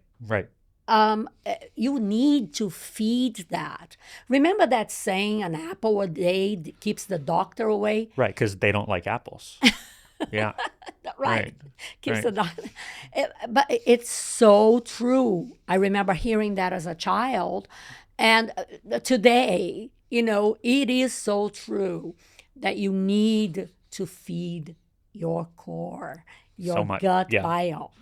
And that powder, I'm sorry, hello, no, talk to the hand. You're not going to convince me. It seems pretty obvious that it's just the latest version, right? Marketing. Of the get healthy quick marketing Yes, machine, right? absolutely. Which has a lot of resources and a lot of noise behind it, right? So it's easy for people who are going about their everyday life to see these commercials and be like, oh, well, it looks like that is an easy first step so that I can be healthy. And, oh, it gets delivered to my house every day. Oh, it's only $100. It's like, well, Yeah, they make you believe that that will solve your problem. Okay, let me just consider that this is the change that I'm making in the new year. Right. I'll make myself healthy. You know, it feeds into that. yeah, But you always have to put the effort. You know, the benefits of making your own juice, slow juicing, it outweighs the effort to make your own. Absolutely, the benefits totally outweigh the effort of making 100%. 100%. right? And once you try it and taste it, it doesn't take long. That's the amazing to me. I remember when I was teaching, and I taught culinary nutrition, Yeah. and I would have students that grew up not eating any vegetables, greens, forget it. They will run from it. So I introduced juicing to them. And it was part of the program. And we had to make juice every day for the whole class. And it needed to be at least 50% green vegetables. Oh, yeah. Within 2 weeks of classes, the students were already coming to me and saying, oh my God, I used to have acne problems and I don't have it. And I'm like, what do you think that is? Why? You know, it's all the green juice that you're having. And they believe because they experience it and they Right. made it with their own hands. These students, I mean, of course, they are professionals now. It turned them into a believer because they got Yeah. their hands in it and their taste buds. They got to see it firsthand. Exactly. Right. And felt the difference. Right. And that's exactly, you know, Right. So do yourself a Approval. favor. Stop subscribing. Stop spending $100 on powders and all these other things when for a fraction of a year's subscription, you can set yourself up very long term for success with something like a cold press juicer, absolutely. a Absolutely. Hurom cold press juicer. A Hurom, yes.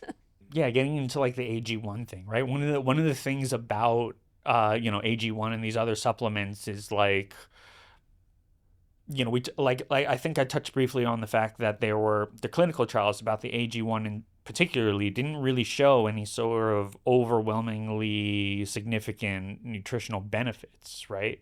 It's sort of all, and that's the case with a lot of these supplements, right? It's ambiguous. People are telling, or the marketing people are telling you these are the benefits, this is why you need it, you'll be a different person without it, right? Whereas something like with juicing, I mean, it seems far less ambiguous about whether or not it's going to be beneficial, right? Your Absolutely. opinion as a chef? Yeah. Well, as nature intended, Yep. you know, I've never been to a doctor that said, oh, you know, stay away from fruits and vegetables. Oh yeah, That yeah, doesn't, Right. there is no denying the benefits of eating Of natural produce, yeah. natural produce.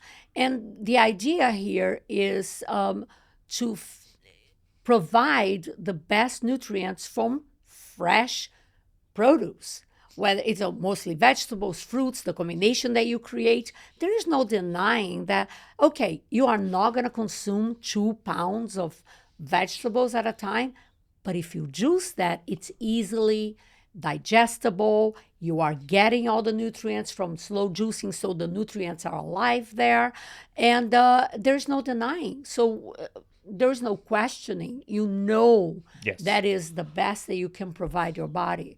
And again, the longevity, like when you Right. are, we all want to live forever. Of course. Well, or extend our time here as long as we can.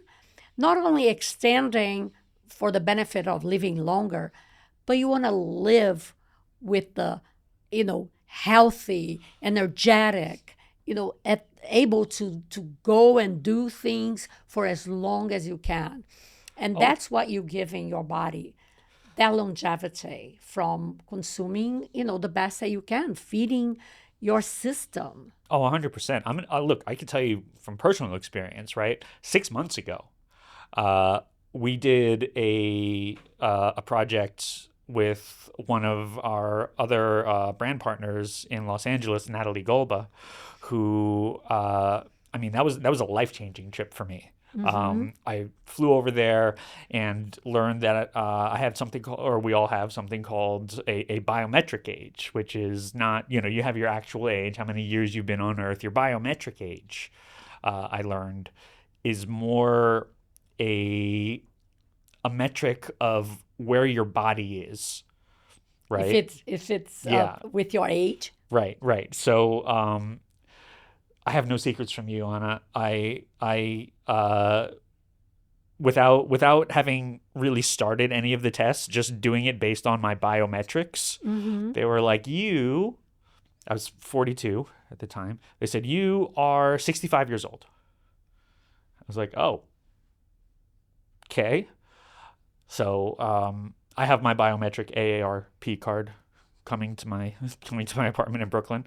But basically through, and we did a few more tests in terms of like, your pliability, your range of motion, and your strength, and your fitness and cardio and all that stuff. Inflammation in the body, maybe. That, yeah, I mean, everything was measured, and I mean, it really became very clear to me that I was living an unbalanced life, for lack of a better term, right? I mean, one of the things that stood strongest out to me, they say that, the average person has like a 2,000 calorie diet, right? I'm a little bit bigger than the average person. I'm close to 6 feet tall. I'm like about 220 pounds. And they told me your body at rest is burning about 1,890 calories At rest. every day. To maintain all of that. And I was like, oh, well, then I'm clearly eating more than 2,500 calories every day, because this is right. And it basically made me understand in a way that I had not understood before that I was on this trajectory, right? And Aging rapidly, you mean? yeah, just the path I was on was not sustainable. Okay. I mean, if I was 42 with a biometric age of 65 before any of the other things, then that in and of itself to me was indicative of a problem. That was something that if I continue at that rate, I mean, by the time I actually got to 65, at that point my biometric age is higher than any reasonable life expectancy.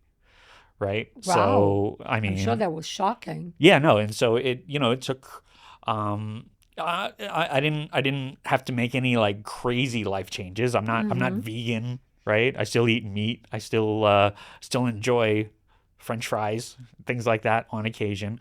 But, I said to myself, well, maybe I don't need to eat pizza whenever I want pizza, right? Maybe if I'm craving fried food, that doesn't necessarily mean that I have to have fried food, right? Modest changes. And so one of the things that I actually learned from Natasha, even though, again, without being vegan myself, working with Natasha and being there with her over the week, because she is vegan, she took us out to eat and we ate a lot of vegan food. And even after that week, I realized the change was immediate on how I felt, and even like how I started to look. And now I could understand why someone like Natasha, who is, I won't say her actual age. I don't think she'd want me to do that, but I will happily share that her biometric age is about as low as you can get, which is 21. And she's actually she's younger than I am, but pretty close to my actual age. But her biometric age is like less than half of mine. And so, of course, plant-based diet has a lot yes, to do with that, and juicing, plant-based lifestyle, and also just making a conscious effort to form good habits, form good relationships with food, and form, healthy practices. Like Natasha taught me that every time you eat, it's a good idea to just go for a 15-minute walk right after, Yes. instead of just letting it sit, right? Like a lot of Americans, the culture is that we drive to Denny's for a Grand Slam breakfast, and we drive home and sit on the couch, and then we drive out to Chili's for the fire onion ring burger thing or whatever they're getting, or the ribs, and then we drive home and sit on the couch, and then we drive out to dinner at Denny's, and then or whatever, and just by getting up, moving around, walking, and engaging your metabolism, and I mean, regardless of whether or not it is the right thing to do and it's a healthy habit, I mean, I feel different following. That's the most important thing, right? And how you feel. And to what we were talking about earlier, I mean, if it feels good, if it's sustainable, you're going to do it more. Yes. And I love watching those series about the centenarians on the blue zones. Yeah. And not necessarily they were not, following a plant-based diet and so on, but what they had in common was movement. Right. And fresh ingredients, a lot of, either harvested by themselves or shopping, and making their own meals, but community. The Yes. fact that they belong to a community and the family, friends, they be part of something bigger than themselves Yeah. was very nurturing, and actually proved that is part of the longevity. Right. So yes, I think it's a combination, and I think a key word here, balance. Yeah. You having balance on everything that you do, from what you put into your body, how you move your body, having your own time to pay attention to yourself. That self-care we talked about. right? Self-care, exactly. Whether you meditate or, to me, even juicing is part of a meditation, because I'm not thinking of anything. I was just admiring what I'm putting in the machine Yeah. and what's coming out. And I know that it's to benefit, my body. So it's that moment that you're not thinking of anything else. And Right. it's kind of like a meditative. All aspects, by the way, of lifestyle medicine, which is the program that I went over to learn. Yes, from the Natalie, biometrics, right? yes. Like the sleep, social Sleep, connection, how did I not mention that? nutrition, Yes. exercise, all of these things that we're talking about are all part of this lifestyle medicine journey that I went on with her. And I got to tell you, you can go back to the video of me from that trip to California. And I mean, looking at me then and looking at me now, I mean, I look different. Like, I don't look significantly different, but You feel. I feel different, and I've been told I look different comparatively. Yes, it's so the glow, right? The glow on your face, on your skin, on your eyes, your hair, everything. and look, so with all that in mind, Donna, you again clearly established, very successful, very talented. I mean, also exposure to worlds that we haven't even dreamt of, right? Yeah, celebrity list clients, powerful families in Bermuda, right? London to Lisbon to New York to California to Miami to Australia and Bermuda. As somebody who has things pretty figured out, what advice would you give to somebody who was new to the journey, who's overwhelmed with the A1C ads, who's trying to figure out what the direction is to get through all this noise and all these supplements being thrown at them? Like, what's step one for those folks? I would say that if you're curious about juicing, and you can start by obviously with the information that we mentioned today, the difference between a centrifuge and a slow juicer. Yep. Obviously, that's already, make a statement in itself, right? The slow juicer extracts the nutrients, is not oxidized, and so on. Pay attention to your body. when you start that journey, and go for ingredients that look attractive to you. You like a particular flavor, right? Yep. And you're not really keen on greens, for example, because that's usually what happens. The transformation happens after they start adding the greens and then Yeah. getting to the percentage, that goal of 80-20 Right. that we want, that will benefit them the most.